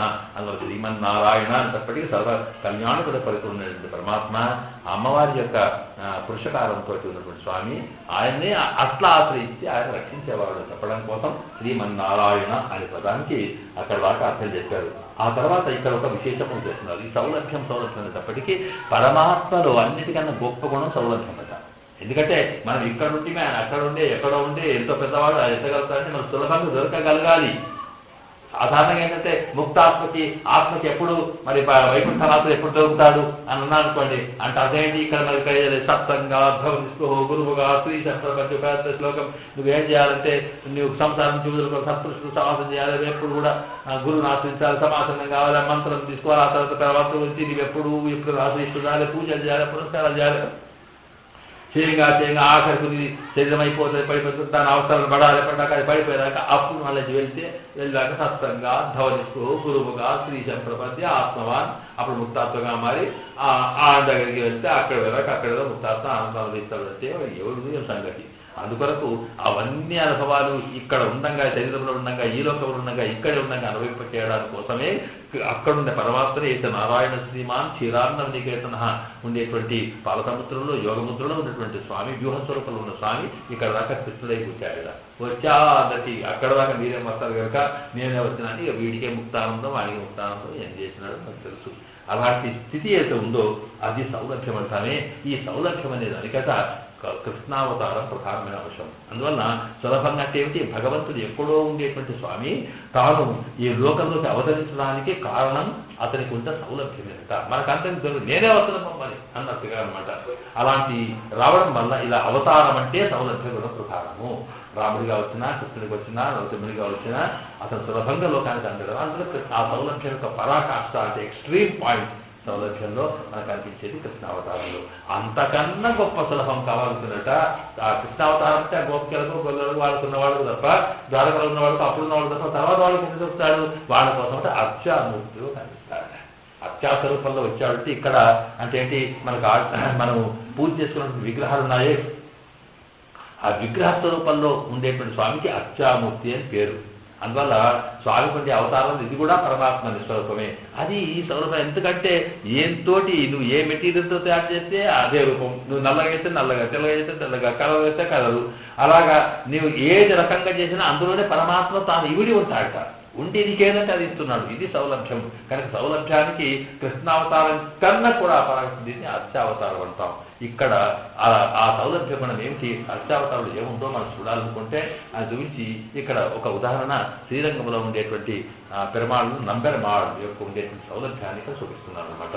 చూపిస్తూ, అంటే ఇక్కడ మనకు అర్థం ఏమిటంటే పరమాత్మ మనం ఏదైతే విగ్రహాలను పూజిస్తున్నామో అవి రాయి రప్పలు లేకపోతే బొమ్మలు కావు, అవి పరమాత్మ స్వరూపాలే. ఆ పరమాత్మ స్వరూపం ఎప్పుడు వచ్చింది అంటే ముందు వాటిని తయారు చేసినాక శరీర నిర్మాణమైనాక అందులోకి ఆత్మ వస్తేనే బతికి ఉన్నాడని అర్థమో, అట్లాగే నువ్వు ఏ పదార్థంతో తయారు చేసుకున్నా, నువ్వు రాగితోటో బంగారుతోటో వెండితోటో మట్టితోటో ఏ తయారు చేసినప్పటికీ కూడా అది ముందు వట్టి బొమ్మనే.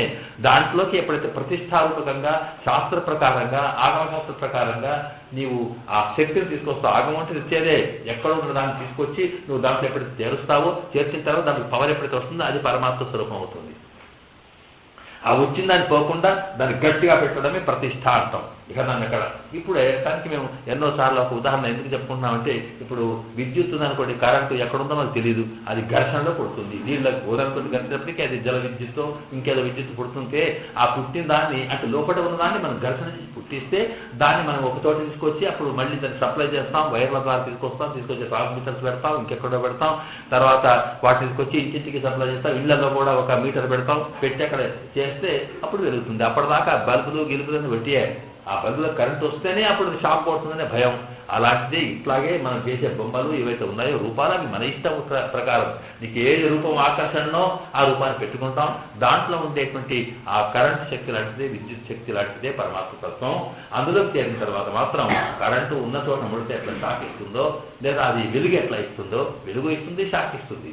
అట్లాగే పరమాత్మ తత్వం కూడా నువ్వు ఏ రూపమైనటువంటి విగ్రహం తయారు చేసుకున్నా అందులో శాస్త్ర ప్రకారం హవనం చేసి ఆ రకంగా పరమాత్మ యొక్క దివ్య శక్తిని అందులో ప్రసరింప చేస్తే, దాన్ని ప్రతిష్ట చేస్తే అప్పుడు భగవతత్వం వెలుగుతూ అవుతుంది.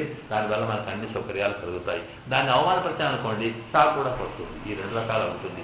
అది ఉన్నది చెప్పడానికి మనకి నిదర్శనానికి ఎక్కడో కాదు. ఇప్పుడు ఏడుకొండలు వెంకటరమణ దగ్గరికో ఎక్కడికి పోయినా, ఏ దేవుడి దగ్గరికి పోయినా ఇంతమంది లక్షలాది జనం ఇంటికిపోతున్నారు అంటే అందులో పరమాత్మ తత్వం ఉంది కనుక ఆ ఉన్నటువంటి ఆ రూపం అయితే ఉందో అది ఏ పర్వతంలో ఉండేవాళ్ళలాగానో, పాలసముద్రంలో ఉండేవాళ్ళలాగానో, ఇంకేదో ఉండేవాళ్ళు కాకుండా ఎంత సులభం అంటే ఏమిటండి, మనం సాధారణంగా నీవు గుళ్ళో పెట్టుకుంటే గుళ్ళో ఉపరిస్తారు, ఇంట్లో పెట్టుకుంటే ఇంట్లో పెట్టి ఇంట్లో కూడా ఏదో గూట్లో పెట్టుకుంటే కూడా గూట్లో అవుతున్నాడు ఆయన. మరి ఇంత పెద్ద ఇల్లు కట్టుకొని కూడా వాళ్ళు ఎక్కడ ఇప్పటికీ ఈ మధ్యలో కొద్దిగా ఏదో పూజా మందిరం మీద పెట్టేస్తున్నారు. కానీ ఆ పూజా మందిరం కూడా పరమాత్మకి అందంగా ఉండాలని కాదు, నాకు సౌకర్యంగా ఉండాలి, కూర్చుంటానికి మధ్య విశ్రాంతిగా ఉండాలి, ఉండాలి. ఎవరి ఫోటో ఎప్పుడు కూడా ఉంటుంది అపగతి. అయినా ఓర్చుకుంటున్నాడా లేదా? మన సాధారణంగా ఎక్కడ పెద్దవలసిన కలిసి మనకు అందరికి ఎక్కడ ఉండేదండి పూజా మందిరాలే. ఇక్కడ పోయి ఇంట్లో మన వంట ఇంట్లోనే గుడ్ల పెట్టేవాడు. పాపం వాటి వంట చేసే జరిగేది గుడ్ల పెట్టుకుంటే అది కుంకు వచ్చినా, పొడి వచ్చినా, ఏది వచ్చినా ఆయనకే అవస్థలు, ఎన్ని అవస్థలు కూడా తెలుసుకొని కూడా ఇక్కడే ఉంటుంది. ఎందుకంటే ఎక్కువ వంట అయినప్పుడు సంతోషం మంచి పెడతాడు, ఇక నాకు పెడతాడు, నాకు పెడతాడు. ఆ పెట్టి ఇంత వంటలకి ఇస్తే తీసిపోయి ముందర నుంచి అది కూడా ఇస్తా అంటే అది తిరుమల కాదు, ముఖ్యమంత్రిగా బుద్ధిగా ప్రేమతో పెట్టడం ఎక్కడ ఉంది, ఇన్ని రకాలు చేస్తే అయినా ఓర్చుకున్నది సౌలభ్యం అనేది. ఇది అది అచ్చాముత్తులో ఉంది కరెంటు ఎట్లా ఉందో ఇక్కడ చూపిస్తూ మనకు నంబెరమాళ్ పక్కలే కాణరాం అన్నది. నంబెరమాళ్ అంటే దాని అర్థం, నంబెరమాళ్ అంటే శ్రీరంగంలో ఉండేటువంటి స్వామి. దాంట్లో మూలవర్లు ఏమో వారి సుందర పెరుమాళ్ అంటే మూలవర్ల ఇది వేరైతే, ఇక్కడ అర్చామూర్తి అయితే ఉంటారో వారికి మూలవర్లకేమో పెరియ పెరుమాళ్ అని పేరు. తర్వాత అర్చామూర్తిగా ఉండేటువంటి స్వామికి నంబెరమాళ్ అని పేరు ఇక్కడ మన ప్రాంతంలో. అది ఎందుకోకూడదు, దానికి ఒక కథ ఉందనుకోండి, సరే ఆ విషయం మనకు అక్కర్లేదు. ఆ నంబెరమాళ్ అంటే అయితే దీంట్లో రెండు అర్థం. నమ్ అంటే మన, పెరుమాళ్ మనవాడు అని అర్థం. నంబెరమాళ్ అంటే ఆవిడ పేరు. కనుక ఈ సౌలభ్యం అనేటువంటిది అక్కడ ఉండే శ్రీరంగంలో ఉండేటువంటి ఆ పెరుమాళ్ పక్కలే కారణం అవన్నీ చూడవచ్చు. లేదా నంబెరమాళ్ మన ఇళ్ళలో ఉండేటువంటి అర్చామూర్తిలో కూడా ఇదే సౌలభ్యం ఉంటుంది. ఎక్కడ పెట్టి అక్కడ, ఏది చేస్తే అక్కడ, ఏది పెడితే అది ఇలాగా ఎంతరండి మనం సాధారణంగా చూస్తుంది. ఎందరో అడిగేది ఇక ఆరాధన చేస్తూ ఉంటే ఆ స్వామి వాళ్ళు నాకు ఊరికి పోయేది 10 రోజులు అనేక దేవుడు ఎప్పుడు తీసుకుపోవాలి రాదు, ఏదైనా తీసిపోయట్లేదు. ఇవన్నీ మరి ఏం చేస్తామంటే మరి ఏం చేయాలి, నేను రోజు 10 కుప్పలు పెట్టాలి మొత్తం. ఇవాళ చక్కెర, రేపటి చక్కెర, ఎల్లుండి చక్కెర రోజు నైవేద్యం పెట్టకపోతే మంచిది కాదు కదా. నేను ఎప్పుడు వస్తున్నాయో సంగతాలు భక్తి అదే అది తింటారు. ఎందుకంటే అమాయకమైన భక్తి అది. వీడు తినకపోతే అయ్యో నైవేద్యం పెట్టకపోతే ఎట్లా అనే భావనతో పెట్టింది కనుక వాడు రోజు తీసుకుంటాడు తింటాడు వాడు. ఇది సౌలభ్యం ఇది. కనుక అలాంటి మన విగ్రహాలు దాన్ని చూసి ఇక్కడ మన స్వామి చెప్పేదంటే ప్రపత్తి ఎక్కడ చేస్తావు నువ్వు, ఇది చివరికి చెప్పబోతున్నది. శ్రీమన్నారాయణ చరణవు శరణం ప్రపద్య అంటే ఈ శ్రీమన్నారాయణ చరణం ఎవరి దగ్గర ప్రపత్తి నువ్వు చేసేది? ఆ వైకుంఠంలో ఉండేవాడిగా. స్వామికి 5 రకాలు ఉన్నాయి. వైకుంఠంలో ఉండే రూపం ఒకటి, పార్వతిలో ఉండే రూపం ఒకటి, తర్వాత అంతర్యామిగా మనలో ఉండే రూపం ఒకటి, అప్పుడప్పుడు అవతరించేటువంటి రూపం ఒకటి, ఆ తర్వాత అర్చారూపంలో ఉండే ఒకటి. పంచరూపాలు పర వ్యూహ విభవ అంతర్యామి, తర్వాత అర్చావతారాలు. మనం ఏది చేసినా, పూజ చేసినా, ఆర్గింపు చేసినా, దండం పెట్టినా నీవే తప్ప మరొకటి ఏదో చెప్పినా ఉండేది మనకు అర్చావతారంలోనే. అందులో ఏ వైకుంఠం ఎక్కడ వస్తాయి మీకు? ఆ వైకుంఠం ఎక్కడ ఉంది? ఇక్కడ లిస్ట్ ఇచ్చినాడు ఇక్కడ. మన వైకుంఠం ఎక్కడుంది అనుకుంటామే, అది ఇక్కడ ఎంత డిస్టెన్స్లో ఉందో మనకు వ్యాఖ్యాతలు నిరూపించి చూపించినారు ఇక్కడ మేము. ఎందుకంటే ఇక్కడి నుంచి ఈ భువ స్వహాతవే ఈ భూలోకం ఉందే, ఈ భూలోకం కింద పాతాళలోకాన్ని ప్రతిస్తుంది భూలోకం అని. ఈ భూలోకం నుంచి మధ్యన ఎక్కడికి సూర్యమండలం దాకా ఉండే దానికి సువర్లోకం అని, అక్కడి నుంచి పైన ఉన్న ధ్రువమండలం దాకా ఉండేది మహర్లోకం అని. భూలోక, సువర్లోక, మహర్లోక, సత్యలోక, ఇలాగ పై 7 లోకాలు ఉంటే ఈ లోకానికి ఆ లోకానికి మధ్యన ఎంత డిస్టెన్స్ ఉంది, ఎన్ని యోజనాలు ఉన్నాయి లెక్క రాశారు ఇక్కడ ఉంది. ఇంత దూరం ఉందని. ఆ తర్వాత ప్రకృతి, అండము, అండకటాహం, ఆ తర్వాత అక్కడి నుంచి వెళ్తే ఆ ఎక్కడ ప్రాపదం అనే దానికి పెద్ద క్యాల్కులేషన్స్ ఉన్నాయి. ఇక అవన్నీ మనం లెక్కలోకి తీసుకురావడం, నేను బయటికి తీసుకురావడం లేదు. అక్కడ అంటే అంత ఖచ్చితమైనటువంటి శాస్త్రం మనది. అది చూపించేటప్పుడు అక్కడేంటంటే దీంట్లో ఈ స్వామి అయితే ఇక్కడ ఆ సౌలభ్యానికి పరాకాష్ట ఇదేం చెప్పేటప్పుడు ఇట్లా ఎన్ని రకాల మనం స్వామికి పూజ చేసినా, ఎన్ని రకాలు మనం చూసినా ఈ లక్షణాలన్నీ ఉంటాయి. అయితే ఒకటి ఏంటంటే అక్కడ వైకుంఠంలో ఉండేటువంటి స్వామికి ఎన్ని గుణాలు ఉన్నాయో అన్నీ ఈ అర్చామూర్తులను స్వామికి ఉంటాయి. ఇక్కడ ఆ పరత్వం ఉంటుంది, ఆ సౌశల్యం ఉంటుంది, సౌభాగ్యం అన్నీ ఉంటాయి. సౌశల్యం అంటే ఏంటంటే నాకు ఎంత సులభంగా ఎక్కడికంటే అక్కడికి పోయి గణేష ఉత్సవాలు చేస్తుంది, ఎక్కడ పడుతుంది, ఎక్కడ పెడితే అక్కడ ఏదో ఎవరితో వాడుతుంది, ఎవరు వచ్చినా వాడు తీసుకొచ్చి ఆఖరు 4 రోజులు చేసి 10 రోజులు పూజ చేస్తే 11:30 పెట్టేసి అక్కడ అయినా ఊరుకోలే పాపం.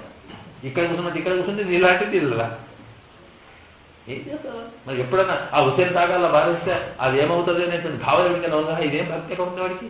మనం అయితే ముక్కు పూసుకుంటాం, వాడే ముంచేస్తాం వల్ల అయినా కోరుచుకున్నాను. ఇది సౌలభ్యం. కనుక అర్చామూర్తిలో ఉండేటువంటి సౌలభ్యాన్ని చేస్తూ అలాగా ఈ లక్షణ நம்பர் மால் பக்க இதுதான் பரவியூக விபங்கள் போலொன்றிக்கே கண்ணாலே காணலாம்படி இருக்கும். ఇవి ఎல்லாம் நமக்கு நம்பெருமாள் పక్కలే కాణలాం. நம்பெருమాள் దగ్గర ఏమిటి అన్నప్పటికీ అక్కడ ఒక స్వరూపాన్ని మనం దృష్టిలో పెట్టుకోవాలి. పెట్టుకుంటే ఏంటంటే ఇక తిరుక్కయ్యలే పిడిత దివ్యాయుధங்களும் வைத்தஞ்சலன்னு என்ன கையும் கவித்தபடியும் முகமும் முருவலும் ஆகமத்மத்திலே எதிர்த்தின திருவடிகளுமாய் இருக்கிறதிலேயே நமக்கு தஞ்சம் రక్షగత్వ భోగ్యత్వం ఇరండు తిరుమేనియే తోత్వం. ఇక్కడ ఆ నంబెరుమాళ్ యొక్క లక్షణం ఏంటో చెప్తున్నారు ఇక్కడ. అంటే ఏమిటి? అక్కడ శ్రీరంగంలో ఉండేటువంటి ఆ పెరుమాళ్ళు అర్చామూర్తిగా ఉండేటువంటి స్వామికి ఏమేమి ఉన్నాయి అవి చెప్పి వాటి అర్థం ఏమిటి. అలాగే ఆ నంబెరుమా అంటే మన దగ్గర ఉండేటువంటి మన అర్చామూర్తిగా ఉన్నటువంటి మన అర్చనను స్వీకరిస్తున్నటువంటి స్వామికి అదే నంబెరుమాళ్ళని పేరు ఇక్కడ పెట్టుకుంటే ఏముంటుంది అక్కడ అంటే స్వామి ఎట్లా ఉన్నాడు ఇప్పుడు మనం దృష్టిలోకి తెచ్చుకోవాలి. వెంకటేశ్వర స్వామి ఎట్లా ఇక్కడ ముందర ఉన్నాడుగా, అక్కడ ఉన్నాడు. ఆయనకి ఓ చేతుల చక్రం, ఓ చేతుల శంఖం, మీద పెద్ద కిరీటం, ఆ తర్వాత అదేంటి ఒక చెయ్యేమో ఇలాగా అభయహస్తం ఉంటుందే, ఒక చెయ్యి కిందికి వెంకటేశ్వరం ఉత్తరం ప్రపద్య అనిపిస్తామే. ఇలాగా ఇదంతా కనిపిస్తే అర్థం ఏమిటి అంటే ఏదైతే భగవతత్వం ఉపనిషత్తుల్లో చెప్పబడి ఉందో, దేన్నైతే ఈ సిద్ధాంతం చూపిస్తున్నామో దాని యొక్క మోడల్, దాని యొక్క రూపమే ఇది. అంటే ప్రతి విగ్రహం వెనుక ఒక తత్వం ఉంటుంది. మన సాధారణంగా ఆ తత్వం జ్ఞాపకం ఉండదు కనుక దాన్ని చూడగానే ఈయన చెయ్యి కాదు అభయహస్తం. అభయహస్తం అంటే అర్థం ఏమిటి? నేనున్నాను, నీవేం భయపడాల్సిన అవసరం లేదు అనేటువంటి పరమాత్మ చూపేటువంటి ఒక రక్షణ ఉందే, అది హస్తాల్లో చూస్తుంది. అలాగే ఇంత పెద్ద కిరీటం ఉంది. కవిత్వం మరేటి కిరీటం అంటే ఎవరిది? దృఢంగా ఉండే కిరీటం ఎవరిది అంటే కిరీటం ఉండడం ఎవరికి ఉంటుందంటే ఎవడైతే రాజాధిరాజో వాడికే కిరీటం ఉంటుంది. ఎంత పెద్దవాడైతే అంత పెద్దగా ఉంటుంది అన్నమాట అర్థం. కనుక ఆ కిరీటం అనేది స్వామి యొక్క పరత్వం చెబుతుంది అని ఇట్లాగా ఒక్కొక్క లక్షణాన్ని చూపిస్తూ ఉంటే చక్రం అనేది లక్షణం మనకి వచ్చేది. శంఖం అనేటువంటి నేను దగ్గర రావడం పిలిచేటువంటి లక్షణమని ఇవన్నీ చూపిస్తూ అక్కడ చూస్తే ఇవన్నీ ఏవైతే మనం వాత్సల్య ఈ 6 గుణాలు చూపించారే, వాత్సల్య, సౌలభ్య, సౌశీల్య, ఈ లక్షణాలు ఉన్నాయి. ఇవన్నీ కూడా మనకి ఆ విగ్రహంలోనే కనిపిస్తాయి, ఒక్కొక్క రూపంలో మనకు కనిపిస్తుంది అని చెప్పి, ఆ తర్వాత ఎంత సౌలభ్యం ఉంటే వాడు దొరకడమే కాకుండా అదేంటి అక్కడ ఉండేటువంటి ఆ లక్షణాలు ఇక్కడ చెబుతూ తిరుక్కయ్యలే పిడుస్తు దివ్యాను వైతంజలెన్ను కయ్యము కవిత్తముడియం ముఖము. ఆ తర్వాత సౌశీల్ ఇక్కడ ఒక చేతిలో ఆయుధాలు పట్టుకున్నాడు. ఆయుధాలు పట్టుకోవడానికి అర్థం ఏంటనమాట, బల సంపన్నుడు, నువ్వేం భయపడాల్సిన అవసరం, రక్షకుడు అర్థం అనమాట. అట్లాగే కవిత్తముడియం, పేద మీద కిరీటం ఉన్నట్టు అర్థం ఏంటనమాట, నేను పరాత్పరుడు, నేను నాటహించడానికి కోల్లేడు, మేము భయపడాల్సిన అవసరం లేదు. ముఖము మురువలు, ఎప్పుడు ఆ ముఖం మీద చిరునవ్వు, పెద్దల చిరునవ్వు కనిపిస్తుందట. విగ్రహాల్లో చిరునవ్వు కనిపించాలి, అందరి దృష్టిలో పడదు. ఆ నవ్వుతుంటే సౌశీల్యం. సౌశీల్యం అంటే ఏంటి, ఎవరు చూసినా హాయ్ హాయ్ హలో హలో అంటానే, అది సౌశీల్యం. వచ్చినాడికల్లా కలిసి అలాగే చూడగానే నవ్వాడు అనుకోండి, నవ్వితే అర్థం ఏంటిది, లేకపోతే నవ్వడము, నవ్వు లేకపోవడం అనేది సౌశీల్యం ఉండు, లేకపోవడం గుణపడ్డ. ఎందుకంటే వాడు ఎప్పుడు సీరియస్ ఉన్నవాడు అనుకోండి, వాడు ముఖం మూసుకొని కూర్చున్నాడు ఎప్పుడు. ఎందుకంటే వాడికి అదృష్టి ఉంటుంది, పరాత్వం తిరుగుడి, వాడి మీద ఉంటే కిరీటం, నేను కిరీటం పెట్టుకున్నాడు ఉంటాడు వాడు. కనుక వాడు మనతో గారు వాడు ఎప్పుడు ముఖం మూసుకొని కూర్చుంటాడు. వాడు మరి మాట్లాడినా ఇష్టం ఉంటాడు, గంభీరంగా సీరియస్. వాడి దగ్గర వీడు అట్లాగా ఈ పైన కనిపిస్తుంది ఇంత పెద్దవాడు, ఆయన కింద పెరుగు చూసాడు నవ్వుతుంటాడు. అంటే అంత పెద్దవాడు మనతో కలిసి పలకరిస్తున్నాడు అర్థం అనమాట. ఇది సౌశీల్య లక్షణం అక్కడ స్వామికి. అందువల్ల ఏ విగ్రహం చూసినా చిరునవ్వు, నవ్వుతున్నట్టుగానే ఉండాలి. అలాగా మురువలు అంటే నవ్వు అనమాట. అట్లాగే ముజుత్త ఎజుత్తిన తిరువడిగడమో ఆయన నిరిక్కిన నిలయే రక్ష అంటే అక్కడ ఇంకో చోట ఏమిటి ఏంటి, ఆ కాళ్ళు ఆ పద్మం మీద పెట్టుకొని ఉంటాయి, ఆ కాళ్ళు ముందర కనిపిస్తుంటాయి. ఎందుకు కనిపిస్తున్నాయంటే ఇవే రక్షకం మీకు అని, మేము ఉన్నాను కదా, ఇక మిగతా పాత్ర ఏది కనిపించినా పాదాలు చదాలు అన్నట్టుగా ఆ రకంగా విగ్రహంలో స్వామికి చెప్పినటువంటి వాత్సల్య, సౌలభ్య, సౌశీల్య, ఏదో జ్ఞాన, శక్తి, ఇవన్నీ లక్షణాలు ఉన్నాయి. ఇవన్నీ గుణాలు మనకి అర్చామూర్తులు అన్ని కనిపిస్తాయి. కనుక అది చూడగానే ఇవి గుర్తుకు రావాలి. అందువల్ల శ్రీమన్నారాయణ చరణవు చరణం ప్రపత్తి అంటే ఆ స్వామికి అర్చామూర్తిగా దండం పెడుతున్నామంటే సర్వ విధంలో అక్కడ అమ్మవారు ఉంటారు వక్షస్థలంలో. కనుక అక్కడే ప్రపత్తి చేయాలి. ప్రపత్తి అనేది మనం దండం అనేది ఎక్కడ పెడతాము అంటే కొందరు అట్లా ఆకాశంలో పెడతారు చూడండి, వేరే మతస్థులు. మనది ఇక్కడ కాదు, మన కళ్ళ ముందు కనిపిస్తున్నటువంటి స్వామి మిగతా వాడు కాదు. కనుక అర్చామూర్తినే ప్రధానంగా భావించి, ఆయననే సర్వేశ్వరునిగా భావించి, అతనిలోనే పరమాత్మత్వాన్ని దర్శించుకొని, ఆయననే రక్షకుడుగా భావించి నీవు ప్రపత్తి చేస్తే తప్పకుండా మనకు ఫలితాలు లభిస్తాయి అనేది మనకు చెప్పబోతున్నారు ఇక్కడ. ఆ తర్వాత రక్షకత్వ భోగ్యత్వ తిరిమేది ఎంతో అయితే ఒకటి ఉందండి, రక్షకుడు వేరు. మనకు ఆకర్షణ రావడానికి 2 కారణాలు ఉంటాయి. ఒకటి ఏంటంటే మన అవసరం ఉంది కనుక, అవసరం తీర్చేవాడు కనుక అక్కడికి వెళ్తాం. లేదు చూస్తే హాయిగా అందంగా కనిపిస్తుంది కనుక చూడాలనిపించింది వెళ్తాం. ఈ పరమాత్మ యొక్క దివ్యమంగళ విగ్రహం అర్చామూర్తి ఎట్లా ఉంటుందంటే ఆయన 2 ఉంటాయట. ఒకటి భోగ్యత్వం, అబ్బా ఎంత బాగున్నాడు, ఎట్లా చూస్తున్నాడు, ఎంత బాగున్నాడు చూడండి, విగ్రహం ఎంత బాగుంది అనిపిస్తుంది మనకి. ఆ చూడగానే ఒకసారి నమస్కరించాలనిపిస్తుంది, అది భోగ్యత్వం. అలాగే రక్షకత్వం, ఆయన చూడగానే చక్రం ఇవి ఉన్నాయనుకోండి, ఈయన్నే రక్షించేవాడు అనే భావన కలగడం. ఈ 2 పరమాత్మలో ఉంటాయట. అందువల్ల భోగ్యత్వం అనేది అంటే ఇక్కడ ఇదేమో ఈ అర్చామూర్తిలో గట్టిగా పరమాత్మ స్వరూపంలో కూడా 2 ఉంటాయి. ఒకటి రక్షించగలిగే శక్తి ఉంటుంది, తర్వాత ఆయన ప్రవర్తన, ఆయన దివ్యమంగళ విగ్రహం యొక్క స్వరూపము. వీటిని చూస్తుంటే మరొకసారి సాక్షాత్ తెలుసుకోవాలి. సాక్షాత్ మన్మత అందే తాతామావిరభూచౌరి స్మయమానముఖం భుజ. ఆ కృష్ణ భగవానుడు రథ క్రీడలో తాను అంతర్ధానమైన మళ్ళీ గోపికలంతా కూడా పిచ్చిలేసినట్టుగా ఒకసారి కనిపించాట. తాతామావిరభూచౌరి స్వయమానముఖం, చిరునవ్వు నవ్వుతున్నాడు. ఆ చిరునవ్వు అనేది సౌశీల్యాలు ఎక్కడ నవ్వుతూనే ఉంటారు. మన రాముడిది కూడా అంతే కదా, ఆయన మితభాషి స్మితపూర్వభాషి చ రాఘవ. రాముడు ఎప్పుడు పలకరించినా తక్కువ మాట్లాడినంటే ముందు నవ్వి మాట్లాడేవాడు. ఆ నవ్వుడి హాహాహా చిన్నది నవ్వినట్టు చేసి ఆ కళ్ళల్లో ఒక విధమైనటువంటి సంతోషం కలిగించేట్టుగా పలకరించేవాడట. ఇది పరమాత్మలో ఉండే లక్షణం. కనుక అవన్నీ మనకి ఇక్కడ స్వామిలో కూడా కనిపిస్తాయి కనుక ఇది ఏ లక్షణం ఉన్నప్పటికీ కూడా. అందువల్ల మనకి ఇక్కడ చెబుతున్నది ఏంటంటే మనకు ఉన్నటువంటి స్వామినే అర్చామూర్తినే పరమాత్మగా చేసుకోవాలి అంటూ చెప్పి ఆ తర్వాత శరణం ప్రపద్య అన్నది. ఇప్పుడు నేను ఒక 5 నిమిషాలు క్లోజ్ చేయాలి, లేకపోతే ఇంకా ముందు మనకి పోయినా కొంచెం సిలబస్ పెరుగుతుంది. ఓపిక ఉందా? ఈ రకంగా మనకు శ్రీమన్నారాయణ అనే మాటకి అర్థమైపోయింది. శ్రీమన్నారాయణ అంటే ఏమైపోయింది? శ్రీయపతి పురుషకార స్వరూపురాలైనటువంటి అమ్మవారి యొక్క కృప మనకు కలిగి అమ్మవారి యొక్క అంటే అధీనమైనటువంటి స్వామి, ఆమె యొక్క కారణం వల్ల తనకుండేటువంటి స్వతంత్రాన్ని పోగొట్టుకొని సామాన్యమైన మల్లాంటి వాడి మీద వాత్సల్య సౌశీల్య సౌగన్యమైనటువంటి సామాన్యమైనటువంటి ఒక కృపాపాత్రుడై ఉన్నటువంటి పరమాత్మ సకల కళ్యాణ శ్రీయపతి సకల కళ్యాణ గుణ పరిపూర్ణుడు అని అర్థం వచ్చింది. ఇక్కడ నారాయణ అంటే కళ్యాణ గుణ పరిపూర్ణుడు అని అర్థం రావాలి. అందువల్లనే మనకు రామాయణం అంతా కూడా ప్రపత్తి స్వరూపం లయమంత్ర స్వరూపము అని చెప్పేటప్పుడు అక్కడైతే శ్రీమన్నారాయణ చరణం శ్రీమన్నారాయణ అని దానికి అయోధ్యాకాండం అంతా నారాయణ అనేది. ఎందుకు నారాయణ అంటే ఆ అయోధ్యాకాండంలో రాముని యొక్క గుణములన్నీ కూడా చెప్పబడతాయి. ఆ తర్వాత ఇక్కడ బాలకాండ అక్కడ పెట్టేప్పటికంటే సీతమ్మ కళ్యాణం జరుగుతుంది కనుక ఆ కళ్యాణం శ్రీమత్. అలాగే ఇక్కడ నారాయణ శ్రీమన్నారాయణ అంటే బాలకాండ అయోధ్యాకాండ కథ అన్నమాట. ఇక తర్వాత మనకి అయోధ్యాకాండలో పెట్టేప్పటికి చరణవు శరణం ప్రపద్య అనేప్పటికీ అందరికీ కూడా పురుషులు శరణాగతి చేస్తారు. ఇదంతా ఉంది కనుక ఇక్కడ శ్రీమన్నారాయణ అంటే మరి కేవలం సంవత్సరానికి ఎంతసేపు చర్చించి చెప్పేది అంటే శ్రీయపతి సకల కళ్యాణ గడుపులైనటువంటి పరమాత్మ నారాయణుడు అని తెలిసింది. ఇక చరణవు అంటే చరణం అంటే పాదములు. ఇక్కడ చాలా కొద్దిగా ఉంటుంది. చరణవు అంటే చరణం అనే మాట ద్వివచనం. ఇక్కడ మనకు ఒక శబ్దానికి అర్థం చెప్పేటప్పుడు దాన్ని రెండు రకాలుగా అన్ని అడగాలి, మనం అన్ని విప్పి చెప్పాల్సి వస్తుంది. ఇప్పుడు చెప్పామే రాముడు అని అనుకోండి, డు అంటే మగవాడు, డు అంటే ఏకవచనం, ఒక్కడు అని అర్థాలు. రాముడు మగవాడు పురుషుడు ఒక్కడు అని అర్థం వచ్చింది. అట్లాగే ఇక్కడ కూడా చరణవు అని అనుకోండి, చరణవు అనేటప్పటికీ ఇది ద్వివచనం. ఏకవచనం ద్వివచనం బహువచనం అని సంస్కృతంలో 3 ఉంటాయి.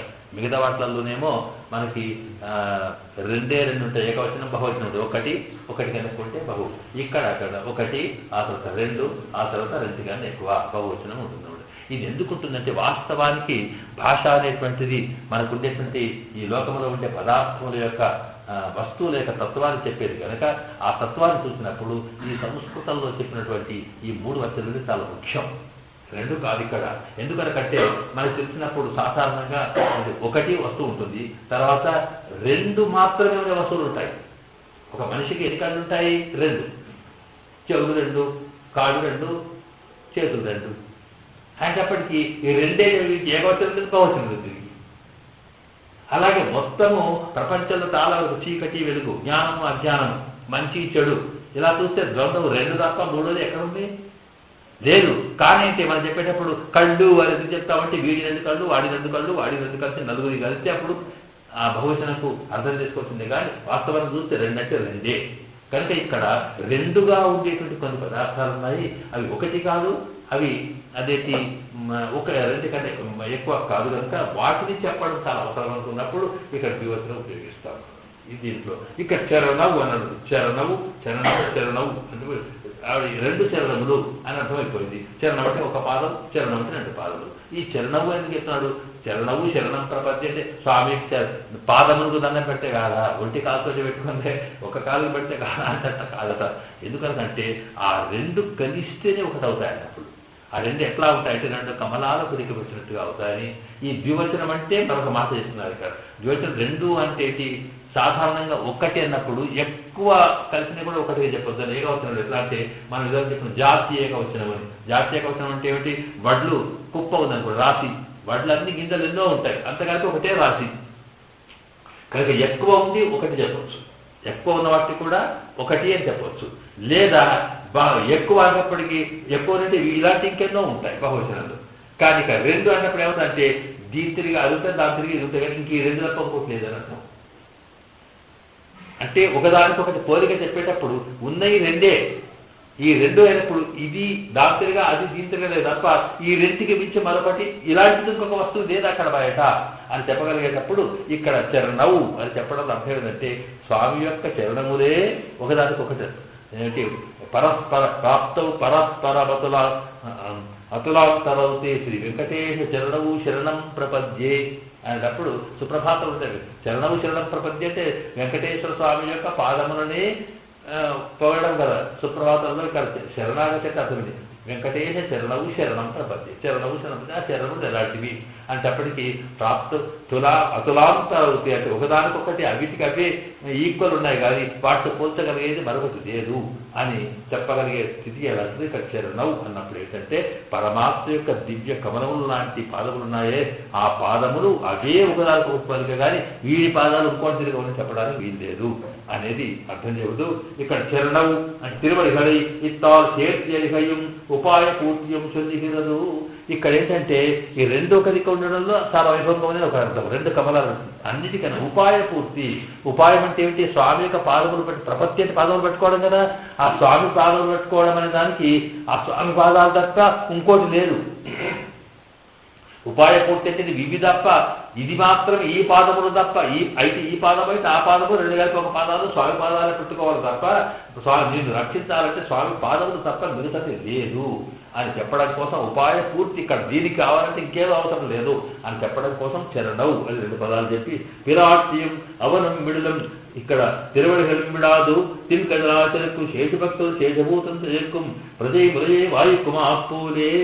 ఇక్కడ సరే, ఇక్కడ ఏంటంటే ఈ చరణం కాళ్ళు పట్టుకోదు. ఇక్కడ చమత్కారం ఏంటంటే స్వామి దివ్యమంగళ విగ్రహం ఉంది, వివిధంగా కాళ్ళు ఉన్నాయి, చేతులు ఉన్నాయి, ముక్కు ఉన్నాయి, కళ్ళు ఉన్నాయి, అన్నగా మన కాళ్ళు ఏది పట్టుకోవాలి, రెండు చేతులు పట్టుకోవచ్చు కదా, ఓ తలకాయ పట్టుకోవచ్చు కదా. స్వామి నన్ను కాపాడు, కాళ్ళు ఏది పట్టుకోవాలి అంటే ఇక్కడ కాళ్ళు పట్టుకోవాలంటే జరగదు. అక్కడి నుంచి తలకాయ పట్టుకుంటే దుర్కొనిపోవచ్చు, చెవులు పెట్టినా కానీ జారిపోవచ్చు, చేతులు పట్టుకుంటే గుంజుకోకపోవచ్చు. కాళ్ళు పోవడానికి పనికొచ్చేది కాళ్ళు కనుక, నడిచేది కాళ్ళు కనుక, కాళ్ళు ఇక్కడి నా దగ్గర తప్ప పోవడానికి గట్టిగా పట్టుకోవాలి. తిని కజాలు చేయరే దృఢమైన అంటే నీ దగ్గరికి తప్ప ఇంకో దగ్గరికి పోవచ్చు. అవి జరగకుండా చేయాలంటే ఆ పాదాల మీద ప్రత్యేకత అదట. అందువల్ల పాదాల మీద పడ్డప్పటికీ సాధారణ ఎవరినైనా సరే నువ్వు అయ్యాలి అందుకు కాపాడు, అయ్యాలి నీ దయాలి అన్నానుకోండి, నీ దయాలతో నువ్వు తలకాయ పెట్టుకున్నావు, కడుపులో తలకాయ పెట్టినా లేకపోతే చేతులు పట్టుకుంటే కూడా ఏదో కొద్దిగా వస్తుంది, కానీ అవాత కాళ్ళే పట్టుకోడు అనుకోండి, ఇక పట్టుకుని అయ్యో పట్టుకోడు. అయ్యో ఏమిటి నీ చేతులు పట్టుకుంటే కాళ్ళు పట్టుకుంటే ఇది అంటే ఆ కాళ్ళకు ప్రాధాన్యం అంత గొప్పది కనుక చరణవు చరణం అన్నప్పటికీ కాళ్ళు అంటే ఏంటి ఇక్కడ చెప్తారు. మళ్ళీ కాళ్ళు అనగానే కాళ్ళు అంటే స్వామి యొక్క దివ్యమంగళ విగ్రహం అని అర్థం. ఉట్టి కాళ్ళు ఏంటి? కాళ్ళు ఇట్లా ఉంటాయండి, వట్టిగా ఏమి లేకుండా వట్టిగా ఉంటాయి కనుక ఇక చరణములు అనగానే అర్థం ఏంటంటే స్వామి యొక్క మొత్తం దివ్యమంగళ విగ్రహం, చరణం మీద ఆధారపడినటువంటి మొత్తం విగ్రహం అంటే అర్థం ఏంటి? స్వామి అని అర్థం, పరమాత్మ అని అర్థం. నువ్వే భగవంతా, నువ్వు తప్ప మరొకటి నాకు లేదు అని చెప్పడానికి మాటలు చెప్పేదాని బదులు ఇక కాళ్ళు పట్టుకున్నప్పుడు తలకాయ పట్టుకుంటే మిగతా వదిలేసినట్టే లెక్క, కాళ్ళు పట్టుకుంటే అంత పట్టుకున్నట్టే లెక్క, మొత్తం ఇక్కడ దగ్గర లెక్క. అందువల్ల చరణం బట్టి స్వామి యొక్క దివ్యమంగళ విగ్రహ స్వరూపం అని అర్థం చేసుకోవాలి. దివ్యమంగళ విగ్రహం అంటే పరమాత్మ అని అర్థం. స్వామి నీవు తప్ప నాకు మరొకటి దిక్కులేవు చెప్పడమే చరణవు అర్థమని ఆ చరణవు సంగతి చెప్పారు. అంటే దీంట్లో రెండు, ఒకటి అందంగా ఉండే కమలాల్లాగా ఉండేటువంటివి భోగ్యంగా ఎంతసేపు పట్టుకున్నా అంతే అని, రెండవది ఏంటంటే ఆ స్వామి ఉపాయం అది తప్ప మరొక సవాయం లేదని. తర్వాత ఇంకొకటి ఏంటంటే మనల్ని కాపాడేవి చరణం లేదంట. ఇక్కడ ఒక మంచి ఉదాహరణ ఇచ్చినారు. ఏంటంటే ఒక పాలు తాగే చిన్న పసిపాప ఉందనుకోండి, పసిపాపకి తల్లి దగ్గర అన్ని శరీరంలో ఎన్ని అవయవాలున్నా ఆ పసిపాపకు కావలసింది పాలిచ్చే చోటు తప్ప మరొకటి కాదు. పాలు తాగడానికి అది అక్కడ మూతి పెట్టి అక్కడికి పాలు ఎక్కడ వస్తుంది అక్కడికి పోతుంది తప్ప చెయ్యి పెట్టుకో కాలు పెట్టుకో తిరగదు పసిపాప.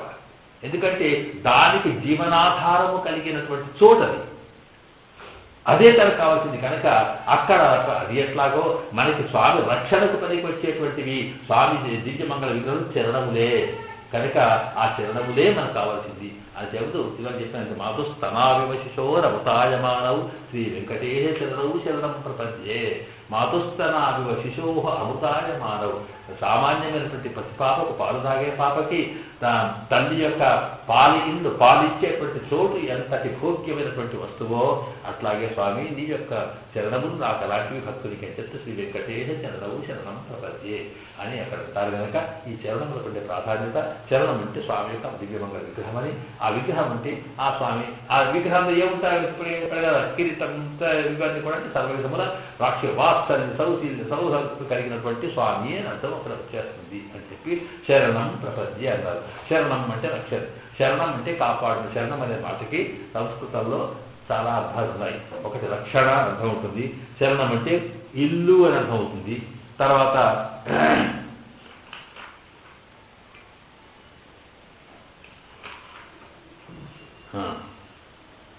ఉపాయ గృహరక్షిత్రో శబ్ద శరణనిత్యయం వర్తతే. ఇక్కడ ఏంటంటే ఉపాయం అంటే శరణం అంటే నీవే నాకు ఉపాయం, ఉపాయం అంటే నీవే నాకు తప్ప మరొకటి సాధన లేదు అని అర్థం. శరణం అంటే ఉండేటువంటి ఇల్లు అని అర్థం. అట్లాగే శరణం అంటే రక్షించేవాడు అని అర్థం అనమాట. ఈ మూడింటిలో శ్రీమన్నారాయణ శరణవు అన్నప్పుడు ఇప్పుడు ఏమైపోయింది అంటే శ్రీదేవితో కూడుకున్నటువంటి సకల కళ్యాణ పరిపూర్ణుడైనటువంటి స్వామి యొక్క దివ్యమంగళ విగ్రహము అయింది శరణవు దాకా. ఈ శ్రీమన్నారాయణ శరణం అనే మాటకి దూరం వచ్చింది. ఆ తర్వాత ఒక పదం అయిపోయింది. రెండవ పదం శరణం. శరణం అంటే ఏమి చేయడం అంటే శరణం అంటే నువ్వు ఇల్లు అనడమా, నువ్వు నాకు ఉపాయమనా, నువ్వు రక్షించవాలంటే నీవే నాకు అన్ని విధాల సాధనము అని అర్థం. నాకు వేరే లేదు. ఉపాయం అంటే ఏంటి, నాకు వేరే కర్మ జ్ఞానం భక్తి తత్వం పూజ ఏమీ లేదు, నీ పాదములే నాకు సర్వరక్షకులు నీవే అనేటువంటి దృష్టి రావడం శరణానికి ఇక్కడ అర్థం అని చెబుతూ ఆ శరణార్థం పూర్తి చెప్పిన తర్వాత ఇస్తాల ప్రాప్యంతానే ప్రాప్యకమెందిరదు. ఇప్పుడు ఏమైపోయింది, నీవే శరణం అంటే ఏంటి, కాళ్ళే శరణము, నీవే శరణం, నీవే రక్షకం అంటే ఏమిటి, నీకు కావాల్సింది ఎవరు, పరమాత్మ యొక్క దివ్య సాక్షాత్కారం. అవి పొందే ఎట్లా పొందుతాయంటే ఆయన కాళ్ళు పెట్టుకుంటూనే వస్తున్నాయి కనుక ఆయన కాళ్ళు అంటే ఆయనకు దివ్యమంగళ విగ్రహం కనుక నీకు పరమాత్మను కావాలి, పరమాత్మను పొందించేది కూడా ఆయననే కనుక ప్రాప్యము తానే ప్రాపకము తానే. అదే నారాయణనే నమక్కే పరైతరవాలని ఆంధ్రాంట చెప్పిందే. ఇది ప్రపంచంలో పెద్ద సిద్ధాంతం ఇదిగా. ఎందుకంటే ఆయననే సాధనం, ఆయననే ఫలం. ఈ రెండు ఇది ఎట్లా కుదురుతుందన్నది పెద్ద చర్చ ఉందనుకోండి. ఆ విషయం మనకు అక్కడ లోకముండే వాటికి ఫలం వేరు, సాధన వేరు. అంతేకాదండి, మనకు పంట కావాలి భూమి అంటే దున్నాలి, దానికి ఇంకే సాధనాలు కావాలి. ఆ భూమి ఇట్లా పండదు. అట్లాగే ఏ పనైనా సరే మనం స్వర్గం కావాలనుకుంటే ఏం చేయాలి, యజ్ఞం చేయాలి, హోమం చేయాలి, యజ్ఞాలు చేయాలి. సాధనం ఫలమేమో స్వర్గం రావడం. ఇట్లాగా సాధనం వేరు, ఫలం వేరు, సాధనం వేరు, ఫలం వేరు దిగుతాడు. కానీ ఇక్కడ పరమాత్మ విషయంలో అదే దృష్టి శాస్త్రాలు చెప్పినా అవి మనకుండే ప్రకృతిని బట్టి చెప్పాయి తప్ప వాస్తవాన్ని చూస్తే ఫలము ఆయననే, ఫలము సాధనం అతనే అనేది ఇక్కడ ఉపయోగించిన రెండు. ఈ శ్రీమన్నారాయణ శరణవు శరణం దాకా వచ్చేసింది. ఇక ఆ తర్వాత ప్రపద్యే అన్నారు. ప్రపద్యే అంటే ప్రపత్తి అంటే నేను పట్టుకుంటాను అని అర్థం. ఇలాగా స్వామి తప్ప మరొకటి లేదు, ఆయన్నే ప్రపత్తిని పట్టుకోవడం, ఆయన్నే తప్ప మరొకటి లేదనుకోవడం. ఈ ప్రపద్య అనేటువంటి దీంట్లో కూడా పట్టుకుంటున్నాను అని అర్థం. పట్టుకుంటున్నాను అంటే అర్థం ఏంటి, నేను అర్థం వచ్చేసింది కదా అక్కడ. ఇది ఏకవచనం. ప్రపద్యే అంటే నేనే పట్టుకుంటున్నాను అని అర్థం వచ్చినప్పుడు ఈ పట్టుకోవడం అంటే ఎట్లా ఉంటుంది, ఇది ఒకటిగా ఏకవచనం చూస్తే నేను నాకు ఎవడున్నా లేకపోతే నువ్వు తప్ప నాకు నువ్వునే నీకు నేను అనే భావం రావడం. దాంతోపాటు నీవే తప్ప మరొకటి, ఇదే ప్రపద్య అంటారు, నీవే తప్ప మరొకటి నాకు లేదనుకోవడం.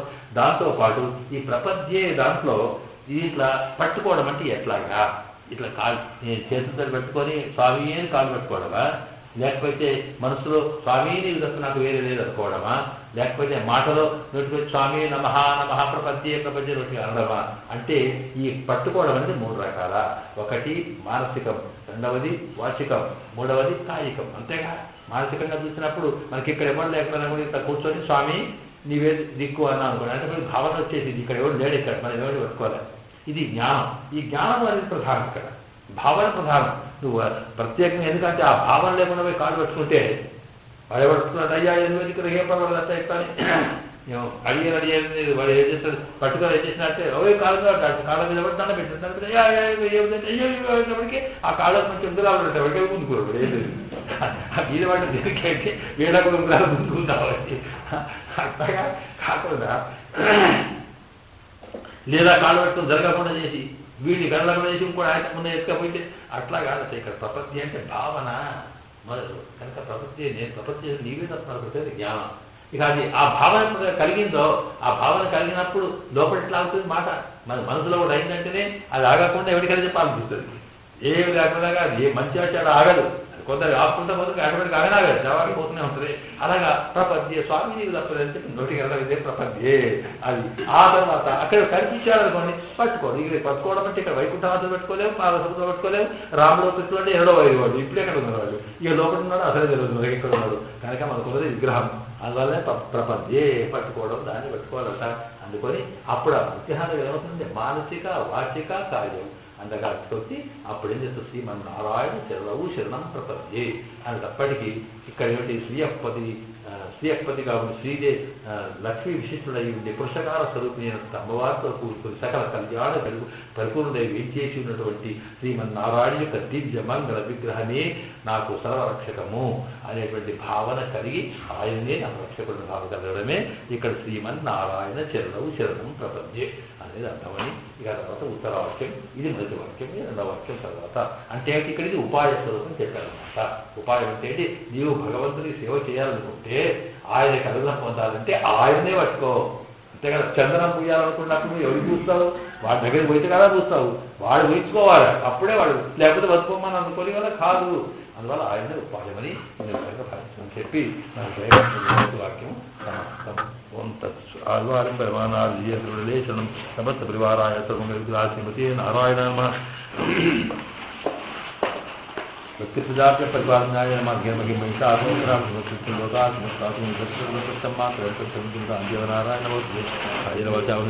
ప్రకృతి స్వభావాత్ సగరం సర్వం శ్రీకృష్ణాత్మస్తు. ఓం ప్రణయ సమస్త పరివారాయ ఓం ఓం ప్రణయ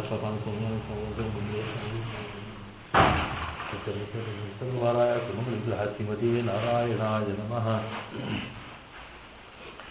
కాంతాయ కళ్యాణేయ శ్రీనివాసాయ శ్రీనివాసాయ మంగళం. శ్రీవైకుంఠ విరక్తాయ రమణాయ వెంకటేశాయ మంగళం కోతలేంద్రాయ మనీనాథ చక్రవర్తి సర్వమాన మంగళాచార్య సత్యాత్మే దుర్గామ సంపురుష జగదు అభిప్రజ్ఞాస్యామ భగవద్విష్ణు పరమం పదం సదా సూర్య దివ్యమంగళం జగతే నారాయణ విద్మహే వాసుదేవాయ విష్ణు మహాదేవి విద్మహే విష్ణుపతినందో లక్ష్మీ ప్రచోదస్తి ప్రజాప్య ప్రపన్నాయ నమః. మహిం మహేశా గోబ్రాహ్మణేషు లోకా సమస్తాపృష్టమాత్రాయ దేవనారాయణ వసులే